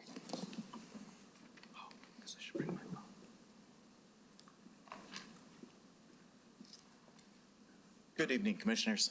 Thank you for the opportunity to address you. My name is Paul Heidel. I am a member of the Detention Facility Management Oversight Board, and I know that that item is on the agenda for later this evening, but I'm only able to be here tonight for the public comment period. But I just wanted to say briefly that when the ordinance proposals were first introduced back in October, I know that the board had a number of questions about what the intent and some of the specifics of the ordinance, the proposed changes to it would be. And I wanted to give a special thanks to the county manager for sitting down and speaking with the members, myself included, of the DFMO board, the county attorney as well, Commissioner Barboa, and listening to our questions, having a chance to sort of talk through some of the issues. And I think for me, we came to some clarity about roles and responsibilities for the DFMO board vis-a-vis the county commission. Another positive result of some of those meetings was that we had the opportunity as board members to really crystallize some of our intentions as a board as to creating a strategic plan for ourselves, delivering on the required report that we are supposed to give each year to the county commission, and also working with the county to develop an orientation process for new board members. So as a result of that collaboration, I think a lot of positive things are happening in that direction, and I hope you'll take that under advisement as you consider the proposed changes tonight. Lastly, just on a note related to our duties as the DFMO board and your oversight as the Commission for MDC, I ask that you please do pay special attention to the overdose deaths that have occurred at MDC. We heard tearful testimony at our last meeting from a family member, and I know that's been an ongoing issue, and I ask that you as a commission please take that under consideration. Thank you. Peggy Starr. Thank you.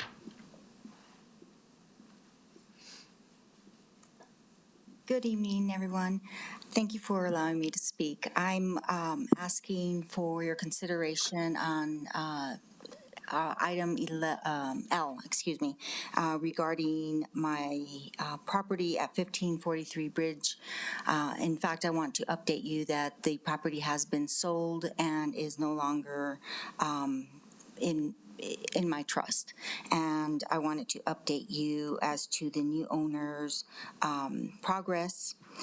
In fact, the property will be closed on December 14th, awaiting IRL survey with Wade-John Surveying Company, as well as the new owner has DC Construction and ADM Construction as the licensed contractors that will be overseeing the rehabilitation of this property. Also, the DC Construction Company is scheduled to have the architectural drafts of repairs completed by December 16th. After the authorization of those plans with the new owner, where permits will be taken with Bernalillo County Planning and Development for the rehabilitation of the west wall and roof. And furthermore, I wanted to update you as to the monitoring and the neighboring participation for the safety and and overall the concern of the property being a nuisance that is still under consideration. I just ask that you would take this information and allow the new owner to do the repairs and make it a viable and vital part of the structure that it has been for decades. Thank you so much. And Madam Chair, that concludes public comment. Thank you so much to all that came out to do public comment. I want to specifically thank Paul Heidel. He's my appointment to the Detention Facility Maintenance Oversight Board. Thank you for taking it seriously, and thank you for working with thank you to both the county manager and the FMO for working together. Madam Chair, my yes. apologies. We have a lady who is approaching the podium who states that she signed up for public comment. I don't have record of that. I was told I was signed up for public comment. Okay, let me just finish my comment, if you will, and then we'll let you have your 2 minutes. Thank you. And, we'll try and figure that out. But I just wanted to give recognition and appreciation to both the county manager and Paul Heidel and the DFMO members for coming to a good agreement and solution, and really taking their commitment and seriously. And you know, MDC is our biggest, the biggest place that we have to really pay attention to. And I remember when this item first came up, you know, every commissioner on this commission said that they really want to be a part of the oversight, and they believe that is the job of the commission. And I think the board is stepping up and doing their, and the staff are stepping up and do their, and I hope that this commission really will, and the future commission will really pay attention and partner with Detention Facility Maintenance Oversight and our leadership within MDC to really make those adjustments needed to have the kind of county facility that I know we can all be proud of. So just thank you for that time and commitment to that service. And to our last public comment, hopefully we can resolve issues, and go ahead. Thank you so much, everybody. You may call me Jakia. I'm here tonight to say that voting equipment in New Mexico, unfortunately, continues to be non-compliant with New Mexico statutes. A violation of elections code is a 4th-degree felony and grounds for removal from office. So I do not appreciate Ms. O'Malley's proclamation. I further wish to say that in these times of increasing digitalization and messages of centralization, public-private partnerships, and regionalization, which threaten to squash the needs of the common people, that anything and anyone that or who limits, restricts, or terminates free speech, freedom of movement, privacy, and I'm saying that in respect to the digital gulag that is being constructed out there that I call an outdoor prison system, impending outdoor prison system, as well as access to services, to society, representative government, freedom of choice, most notably freedom of medical choices, also most notably in regards to the coercion that we have experienced in the last 3 years with conditions on employment and certain medicalizations, access to clean air, clean earth, clean water, decent shelter. Anything that restricts that is committing violence to our very being. While governments almost everywhere in the developed world are implementing world-changing policy change in the name of injections, infectious illness, and climate change, you may not continue to ignore the direct biological effects of radio frequency emitting technological systems and devices, most notably the fifth generation telecommunications network, which studies have found to be able to create the same symptoms that COVID-19 is attributed to creating. And that needs to be investigated and mitigated. We will have to ask you to end your time. Your 2 minutes are up. Thank you for your time and being here tonight. This is very important. If you need assistance in future, please, I believe we do have an option to manually sign in physically on a piece of paper. And if not, we will please find somebody next time to make sure that your request is entered at the time that it's due. I've been told that I've been signed in. Thank you. Okay, great. So moving on to item number 6, approval of minutes. Item 6A, I move to approve the November 15th, 2022 administrative meeting minutes. Can I please have a second? Second. Thank you, Commissioner Piscotti. Madam Clerk, please call the vote. Commissioner O'Malley. Yes. Commissioner Casada. Aye. Commissioner Piscotti. Aye. Vice Chair Benson. Aye. Madam Chair Barboa. Aye. So called. Thank you. Moving on to item number 7, approval of consent agenda. Madam Clerk, please provide resolution numbers for items 7F, 7H, and 7L through 7P. The consent agenda has been published and made available to the public. Please provide those numbers, Madam Clerk. Yes, ma'am. 7F is FR 2022-134. H4 is FR 2022-135. L is AR 2022-136. M is AR 2022-137. N is AR 2022-138.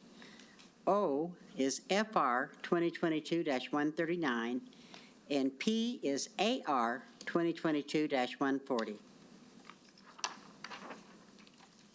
Thank you, Madam Clerk. I just want to say it's great to have you back in the chambers, looking so brilliant in your beautiful red. Thank you. I'm glad to be here. The consent agenda has been published, as I said, and I move to approve the consent agenda. Can I have a second? Second. Thank you. Madam Clerk, please call the roll. Commissioner O'Malley. Yes. Commissioner Casada. Aye. Commissioner Piscotti. Aye. Vice Chair Benson. Aye. Madam Chair Barboa. Aye. So called. Thank you, Madam Clerk. We will move on now to item 8. Madam Clerk, please provide ordinance numbers for items 8B through 8D. Yes, ma'am. 8B is ordinance 2022-138. C is ordinance number 139. D1 is ordinance number 2022-140. D2 is ordinance 2022-141. Madam Chair, if we can just get a quick correction on the ordinance numbers, I believe they need to start at number 38.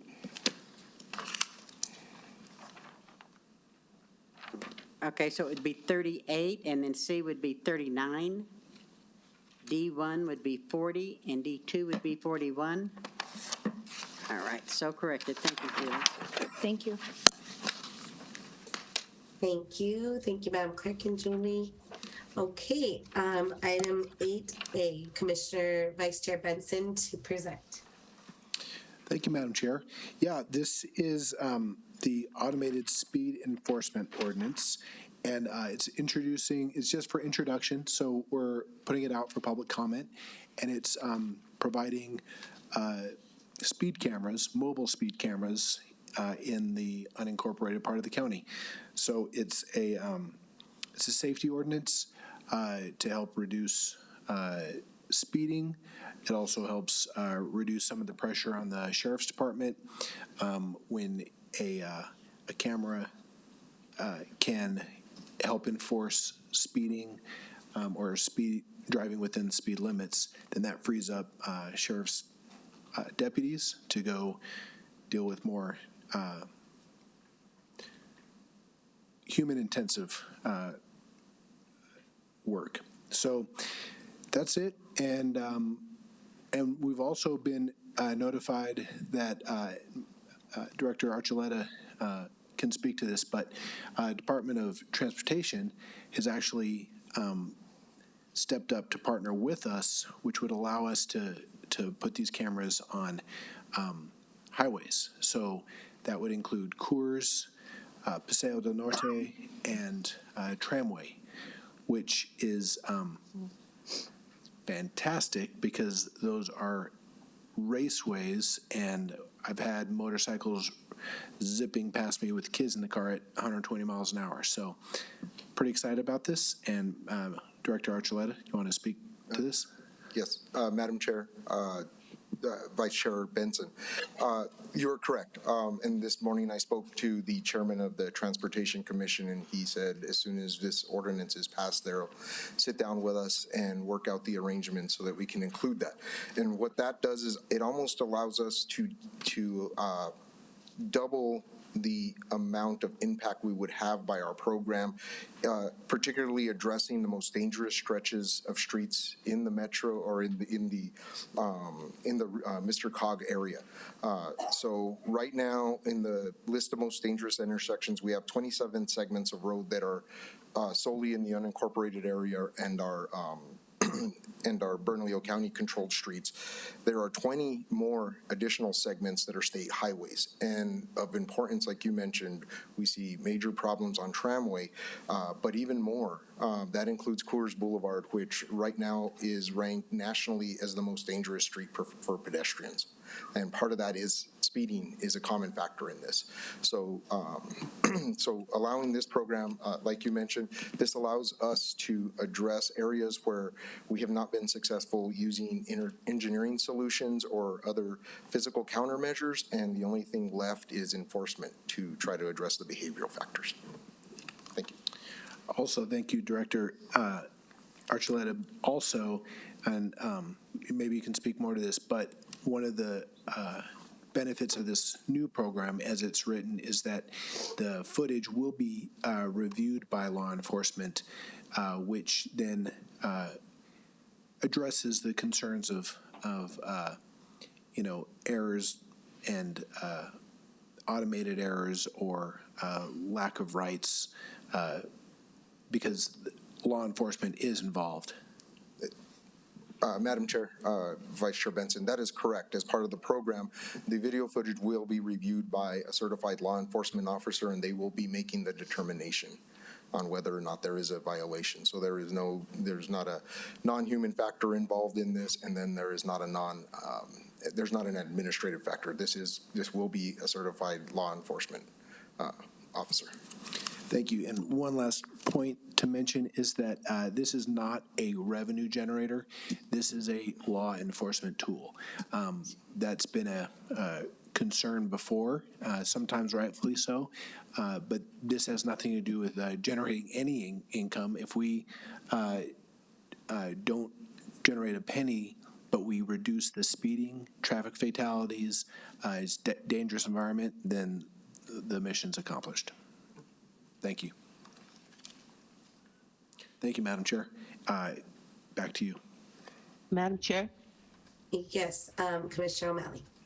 Yes, I guess this would be a question for Commissioner Benson. So would a violation, result in a citation? Yes, it could. That would be the determination of the law enforcement agent who is reviewing the footage. So, okay. As before, excuse me, I didn't mean to interrupt, but that's right. Before cameras at traffic signals would just take a picture and mail out a traffic ticket. This breaks that down. It's not automated, but yes, the end result could be a ticket. Okay. I just wanted to get an understanding of that because, of course, there was a red light camera issue that was extremely controversial. But I also feel we just don't have the capacity to deal with traffic violations, especially speeding. I think you make a good point about officers needed elsewhere at prioritizing, issues around crime, etc. Thank you. Thank you. I had a similar question. Thank you for bringing this. I think it's so important. And I had actually talked with Sheriff Zamora earlier this week and was able to ask that question. I was a little worried about the review.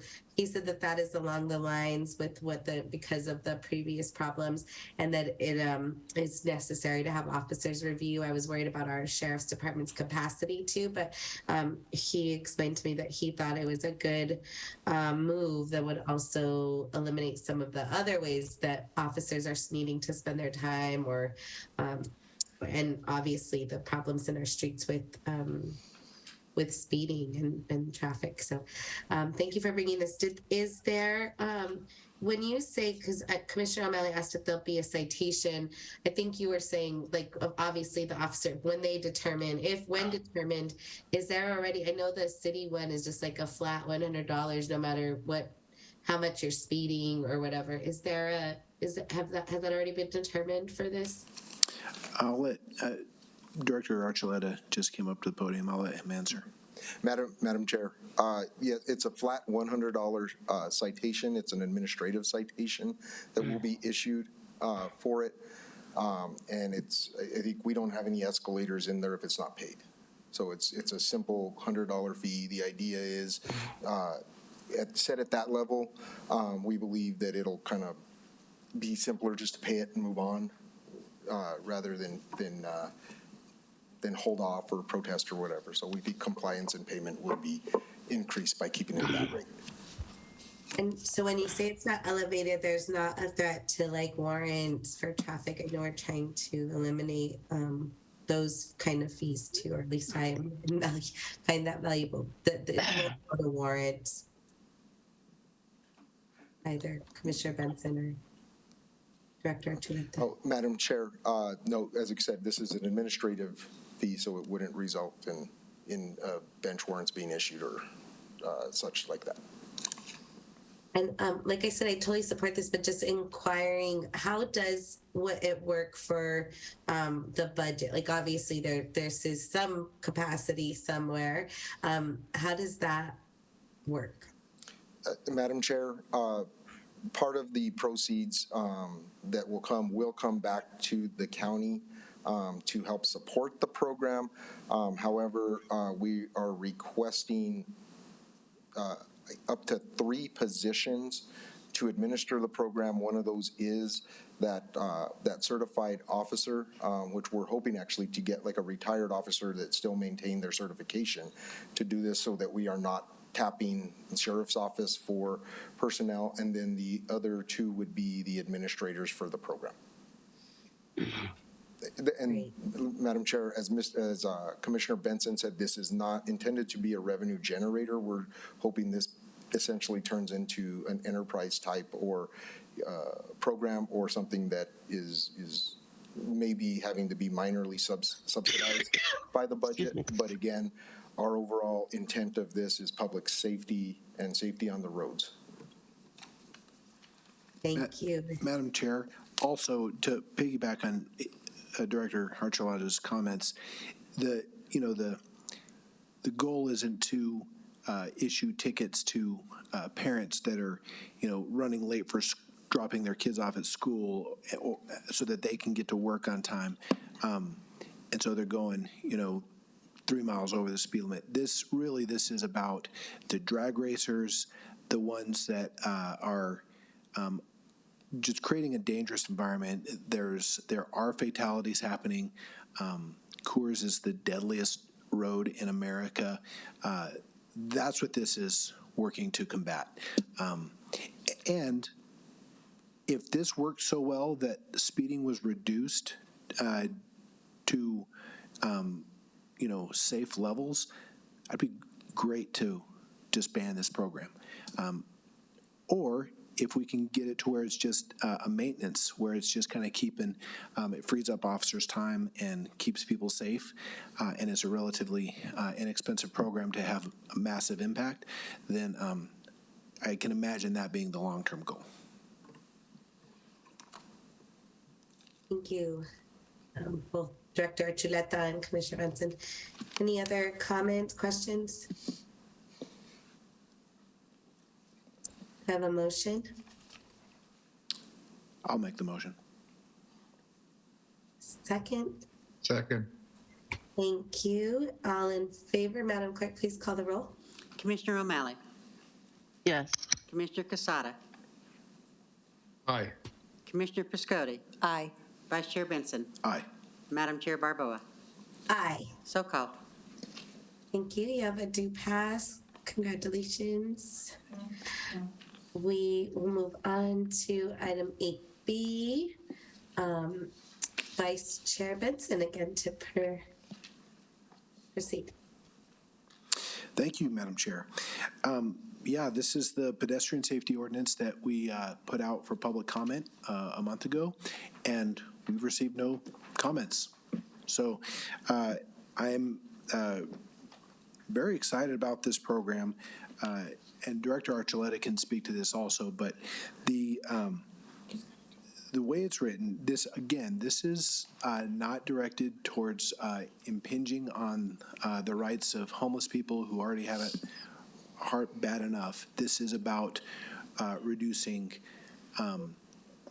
fatalities, dangerous accidents, property damage with vehicle damage, and making the roadways safer. So it's geared towards and thank you to Director Archuleta, we're just strictly directing this at the dangerous intersections in the unincorporated part of the county.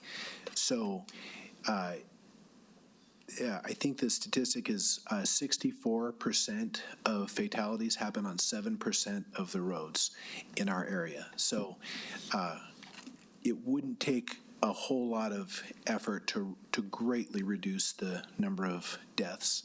And I'm excited about this. I think it'll have a big impact. And I'll give it back to you, Madam Chair, and Director Archuleta is at the podium as well. Thank you, Vice Chair Benson. Did you want to make any comments or follow-up, Director Archuleta? Madam Chair, I was standing for questions, but if you'd like, I would just like to clarify, or not clarify, but add in that the intent of the ordinance is to reduce the likelihood of a pedestrian-caused crash or injury at an intersection by restricting activities on any median that is less than 4 feet in width. Anything less than that really doesn't provide good shelter for somebody that is, has any activities in there, whether it's protesting or whatever they're doing in there. So that's where this is geared to, and this would affect about 44 intersections in the unincorporated area. So that has a pretty big impact for where it is, and those 44 are listed on the list of the most dangerous intersections in the region.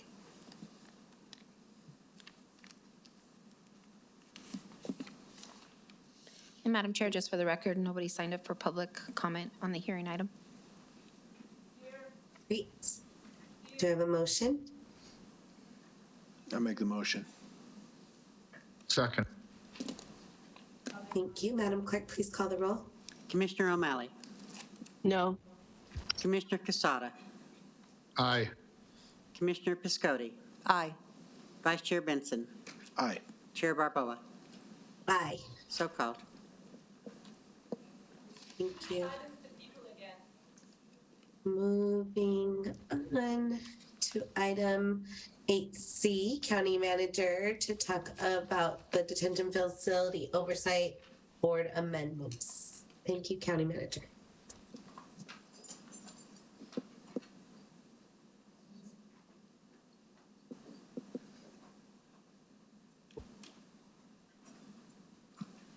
County Manager? Oh, there she goes.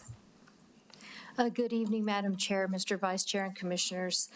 So I'm here before you with, and I believe Member Vice Chair Robert Martinez is here to present for final adoption consideration the amendments to the, excuse me, Detention Facility Management Oversight Board. You all know him as the DFMO. And I won't go into detail because I think Paul did a really good job capturing what we were trying to accomplish. So during the 2-month-long publication period, there were no comments received from the public. And I, along with our County Attorney, Ken Martinez, thank you, Ken, and Daniel Robertson, have met and discussed the proposed changes with the DFMO, as has Chairman Michael Brasher. He's been very supportive and helpful, as Vice Chair Robert Martinez as well. And so I come to you humbly asking for your approval. Thank you very much. I move to approve. I move to approve as said. If I can have a second. Second. Thank you, Commissioner O'Malley. Madam Clerk, please call the vote. Are you going to speak? I'm sorry, Madam Chair. Bob Martinez is here to speak at the podium. Oh, great. Sorry, I just can't see. I'd love to. Yes. Yeah, I'd like to hear what he has to say. Thanks. Thank you. Yes, Madam Chair and members of the commission, first and foremost, I just want to come before you and thank you for your service to the people in the county and for all that you do on behalf of all of us. Speaking for myself, it's an honor and certainly a pleasure to serve on this particular board. And let me simply say that working with the county manager and other members of the county management team, we've worked very hard regarding this particular ordinance. And I just wanted to share with you that clearly in looking at the ordinance, we're not changing anything in terms of our oversight, except for the fact that we are advisory, which is in keeping with the overall purpose of the oversight board, if you will. We serve as an advisory capacity. So I simply wanted to thank you again for your commitment and your service. Clearly, the work that is done by the officers and the staff at the Metropolitan Detention Center is very critical to what we do in the county, what you do in the county. We certainly appreciate your support, and clearly the officers there and the staff are very overwhelmed by the work, and we're very concerned about that as an advisory board. But also we're concerned about the inmates as well. And clearly, I think this is an overall board that has a purpose. It's specific to accomplishing the mission of the county and making sure that we have a safe work environment, and certainly an environment at the facility that is safe to the inmates as well, and to the visitors and to the families. So I'll stand for any questions if there are any, but I want to thank certainly County Manager Morgus Baca for her work, and certainly our County Attorney Ken Martinez. Thank you. Well, thank you. Madam Chair, yes. just for the record, there was no sign-ups for this public hearing item. Thank you. Thank you, Julianne. And thank you, Mr. Bob Martinez. You've been a constant since I started my first DFMO meeting, and thank you for your commitment, service, and leadership, and for coming to a resolution with your team there. I'm excited about what you all have planned ahead, and thank you for your leadership. Any other comments or questions for Mr. Martinez?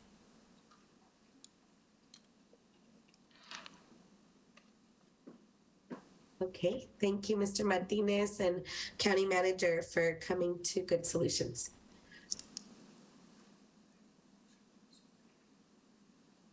Call the roll.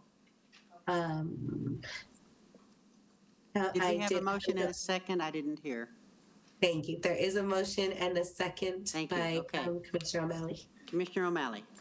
Yes. Commissioner Casada. Aye. Thank you.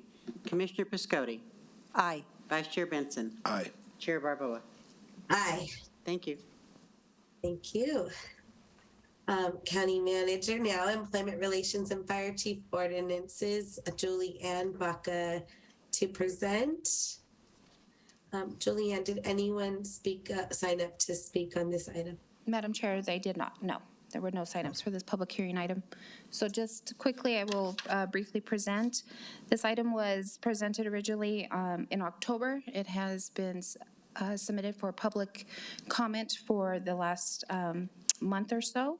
And the items are just to bring our county code in compliance with the voter-approved charter amendments that was approved at the recent election, and just remove some inconsistent language with our county charter and some previously approved policies. And with that, I will stand for questions. Any questions from Commission?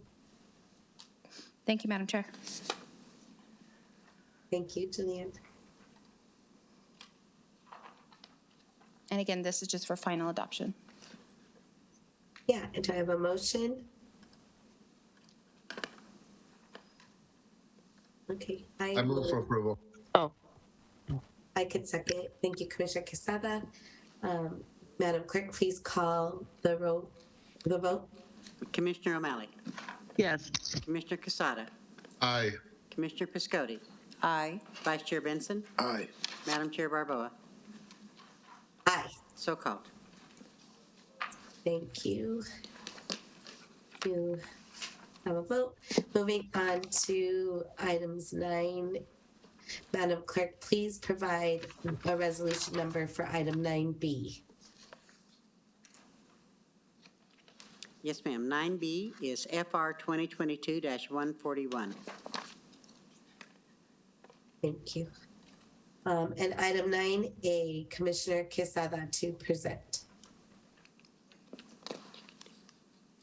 Thank you, Madam Chair.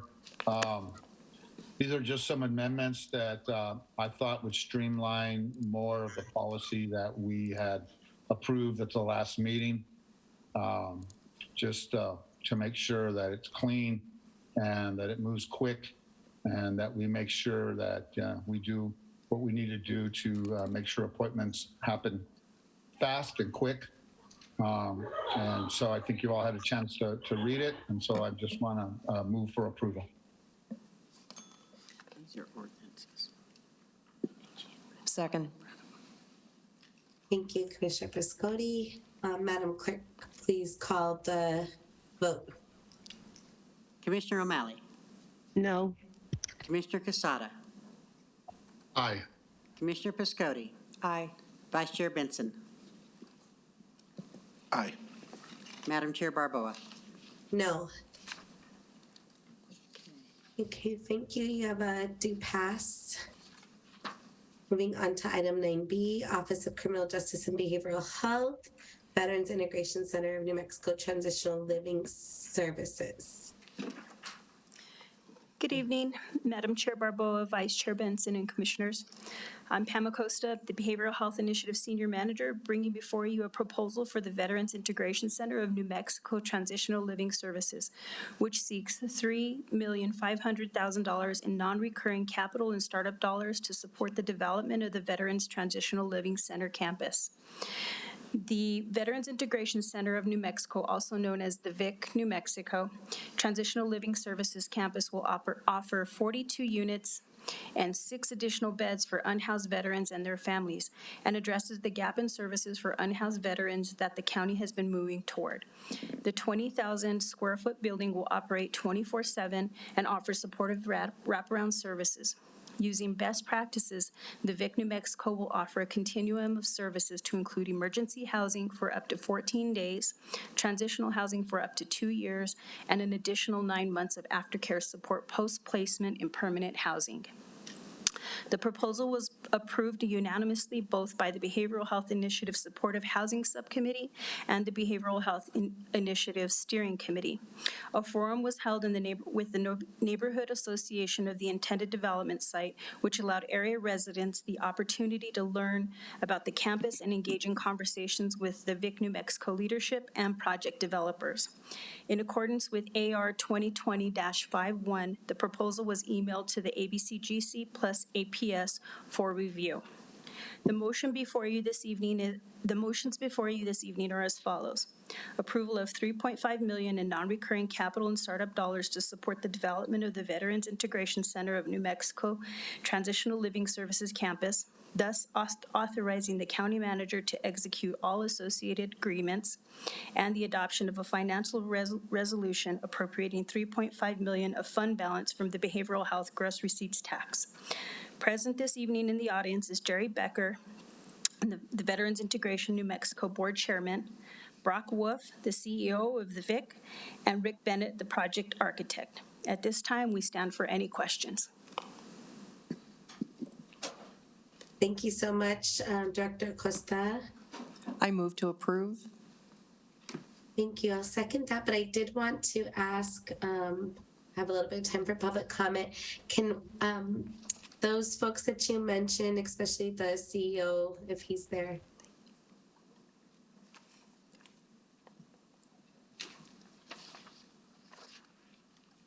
Thank you again for being present through this meeting, for your commitment. We've now been through a few things together. Thank you for meeting with the community and explaining. I just want to, I was able to meet with CEO and actually take some of the neighborhood folks to one of the existing veterans integration sites and for transitional housing. And we were really impressed with the operations. And I just sort of wanted on record, as we're about to vote for this, get the commitment to follow up. We were able to bring some of the neighborhood folks, and they too would just like to see a neighborhood agreement in talking about that sort of friendly neighbor. It's a, you know, this is our traditional African-American community that families have lived there for 50 plus years, as you heard Mr. Brown talk about, Mr. Otis Brown. But and this is also just a really small community that, for whatever reasons, was built with only 2 exits in and out of this small community. Has already been sort of bombarded by the development and not the road development that's needed. So I do trust them, and I love the services you provide. I just want a on the record commitment to that neighborhood agreement. Yes, it's called a Good Neighbor Agreement. We talked about with the members of the community, and I think their big concern was, you know, are you going to follow through with what you said you're going to do here? And we are, and we will be executing that agreement. And I give the entire county our commitment that we are going to follow through. We're going to help these homeless veterans get off the streets in a place where they get the dignity that they deserve. Thank you. I'm so excited to support this. I'll second that motion. Any other comment or questions? Madam Chair? Yes, Commissioner O'Malley. Yeah, I know this, that you reached, you know, had the developers or the folks reach out to the community and work with the community on this, which I think was the right thing to do. And I know because this is in your district. So I think this is going to be a great project. Thank you. Thank you so much. Madam Clerk, there's no other public comment or no other comment. Madam Clerk, please call the roll. Commissioner O'Malley. Yes. Commissioner Casada. Commissioner Casada. Aye. Sorry. Commissioner Piscotti. Aye. Vice Chair Benson. Aye. Madam Chair Barboa. Aye. So called. Thank you. Thank you for being here tonight. Thank you very much, Commissioner. It's going to be a great project. We're excited as well. Madam Chair, if I may make a comment, please. Yes, thank you, Director Costa. Thank you. I just wanted to address Commissioner Piscotti and Commissioner O'Malley, and thank you sincerely for your service and support of the Behavioral Health Initiative. Your support, your movement, your leadership has impacted many lives throughout our community. I personally have witnessed you advocate for your constituents in your district and watch you move and support them. On behalf of my team and the subcommittees, we wish you well, and we wish you continued success in your endeavors. And just, again, thank you very, very much for your service. Thank you, Pam. Thank you. Thank you, Madam Chair. Thank you for taking the opportunity. Great. We move on to adoption is off. Okay, sorry, I got behind. So approvals. Call item number 10, accounting, annual comprehensive financial report. Do we have presentation or are we just voting up and down?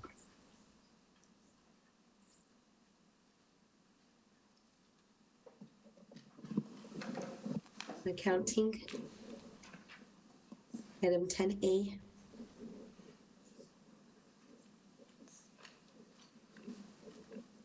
Madam Chair, I move approval.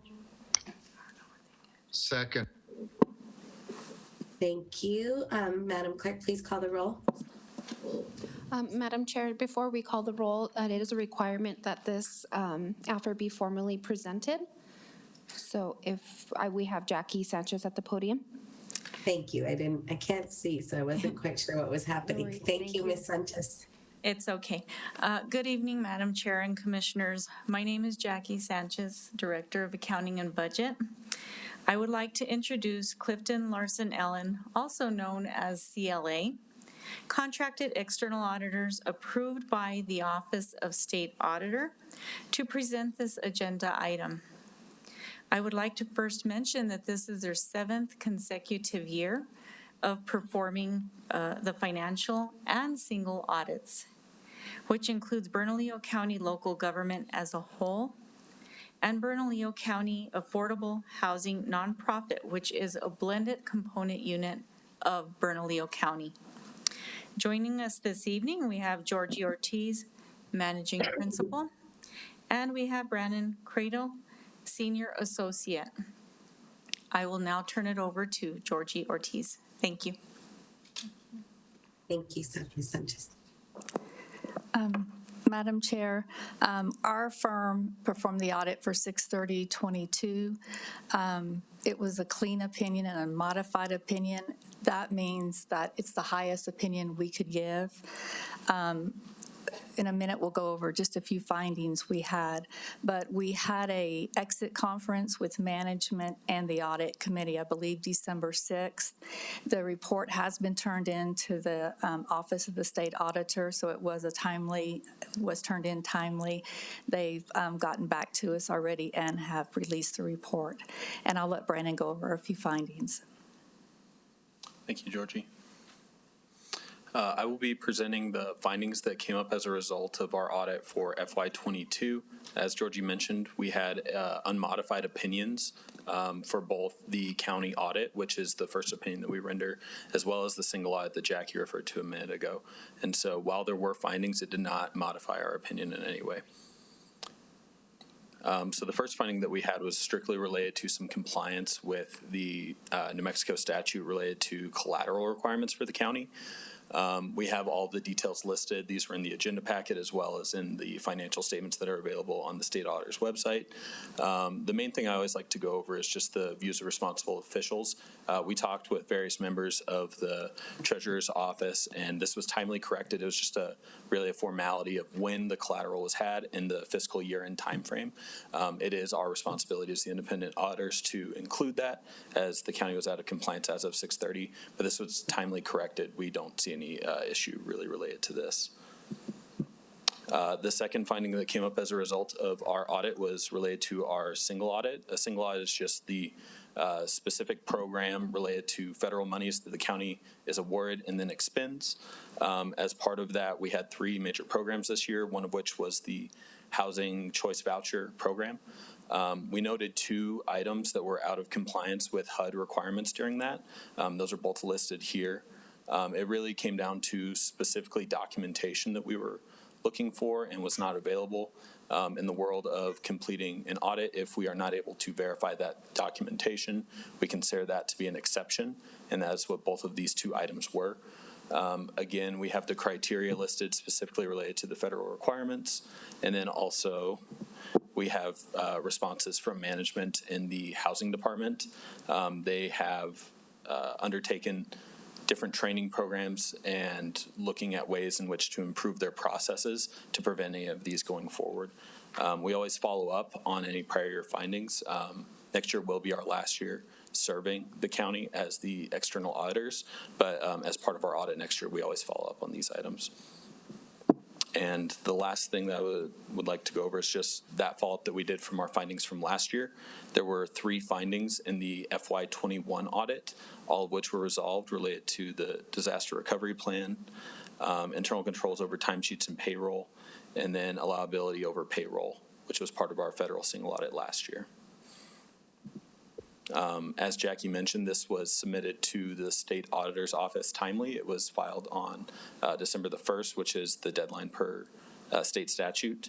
Upon approval from the county commission, we'll finalize a couple of things, just submitting reports to the federal government for collection forms, things like that, that are required after the audit is done, and then looking forward into how we can best serve the county next year in FY23 as well.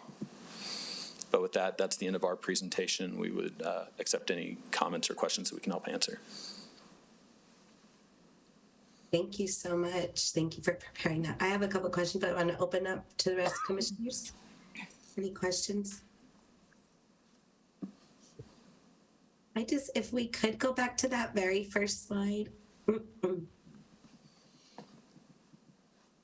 I don't know if it's available or if it's too hard to pull up. I could just ask. There was some numbers on there. I guess I'm mostly just curious about the audit process. Are these the things that you named on the slide? These are the highlights, but not the full process of the audit.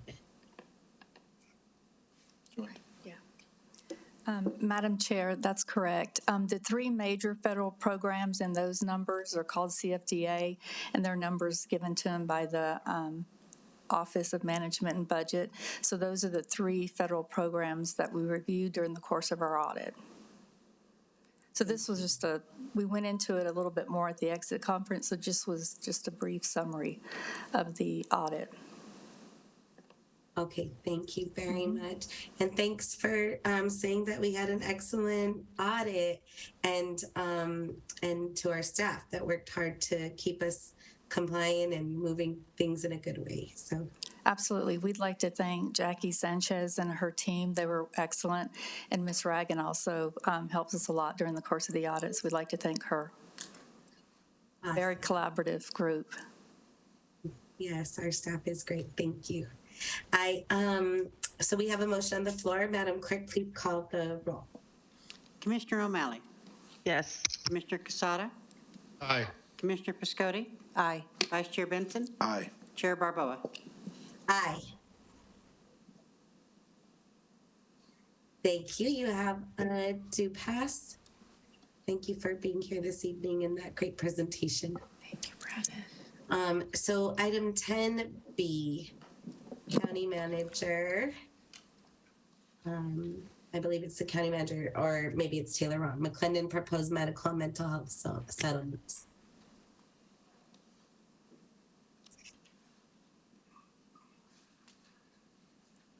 Thank you, Madam Chair and members of the Commission. The motion before you is regarding 2 settlement agreements which address concerns at the Metropolitan Detention Center. As the board is familiar, we are subject to a federally court-approved settlement agreement regarding conditions of the jail, grouped into 3 topic areas, one of which is jail operations, which the board approved a stipulated order earlier this year regarding concerns raised by the class and subclass council. These 2 motions address concerns. address concerns raised by the class and subclass council regarding medical and mental health care. The purpose of both of these settlement agreements is to set concrete corrective action steps with deadlines and responsible parties to ensure forward progress towards achieving compliance with all of the settlement agreement requirements that govern MDC's operation. These agreements were presented to you ahead of today's meeting and also discussed pursuant to the Open Meeting Act in a closed litigation session. So with that, I just stand for any questions that the board may have.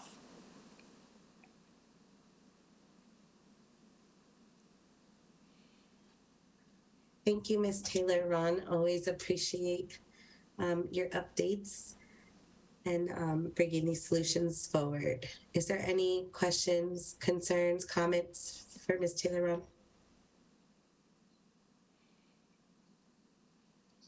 Thank you. I move to approve. Can I have a second? Second. Thank you. Madam Clerk, please call the vote. Commissioner O'Malley. Yes. Commissioner Casada. Aye. Commissioner Piscotti. Aye. Vice Chair Benson. Aye. Madam Chair Barboa. Aye.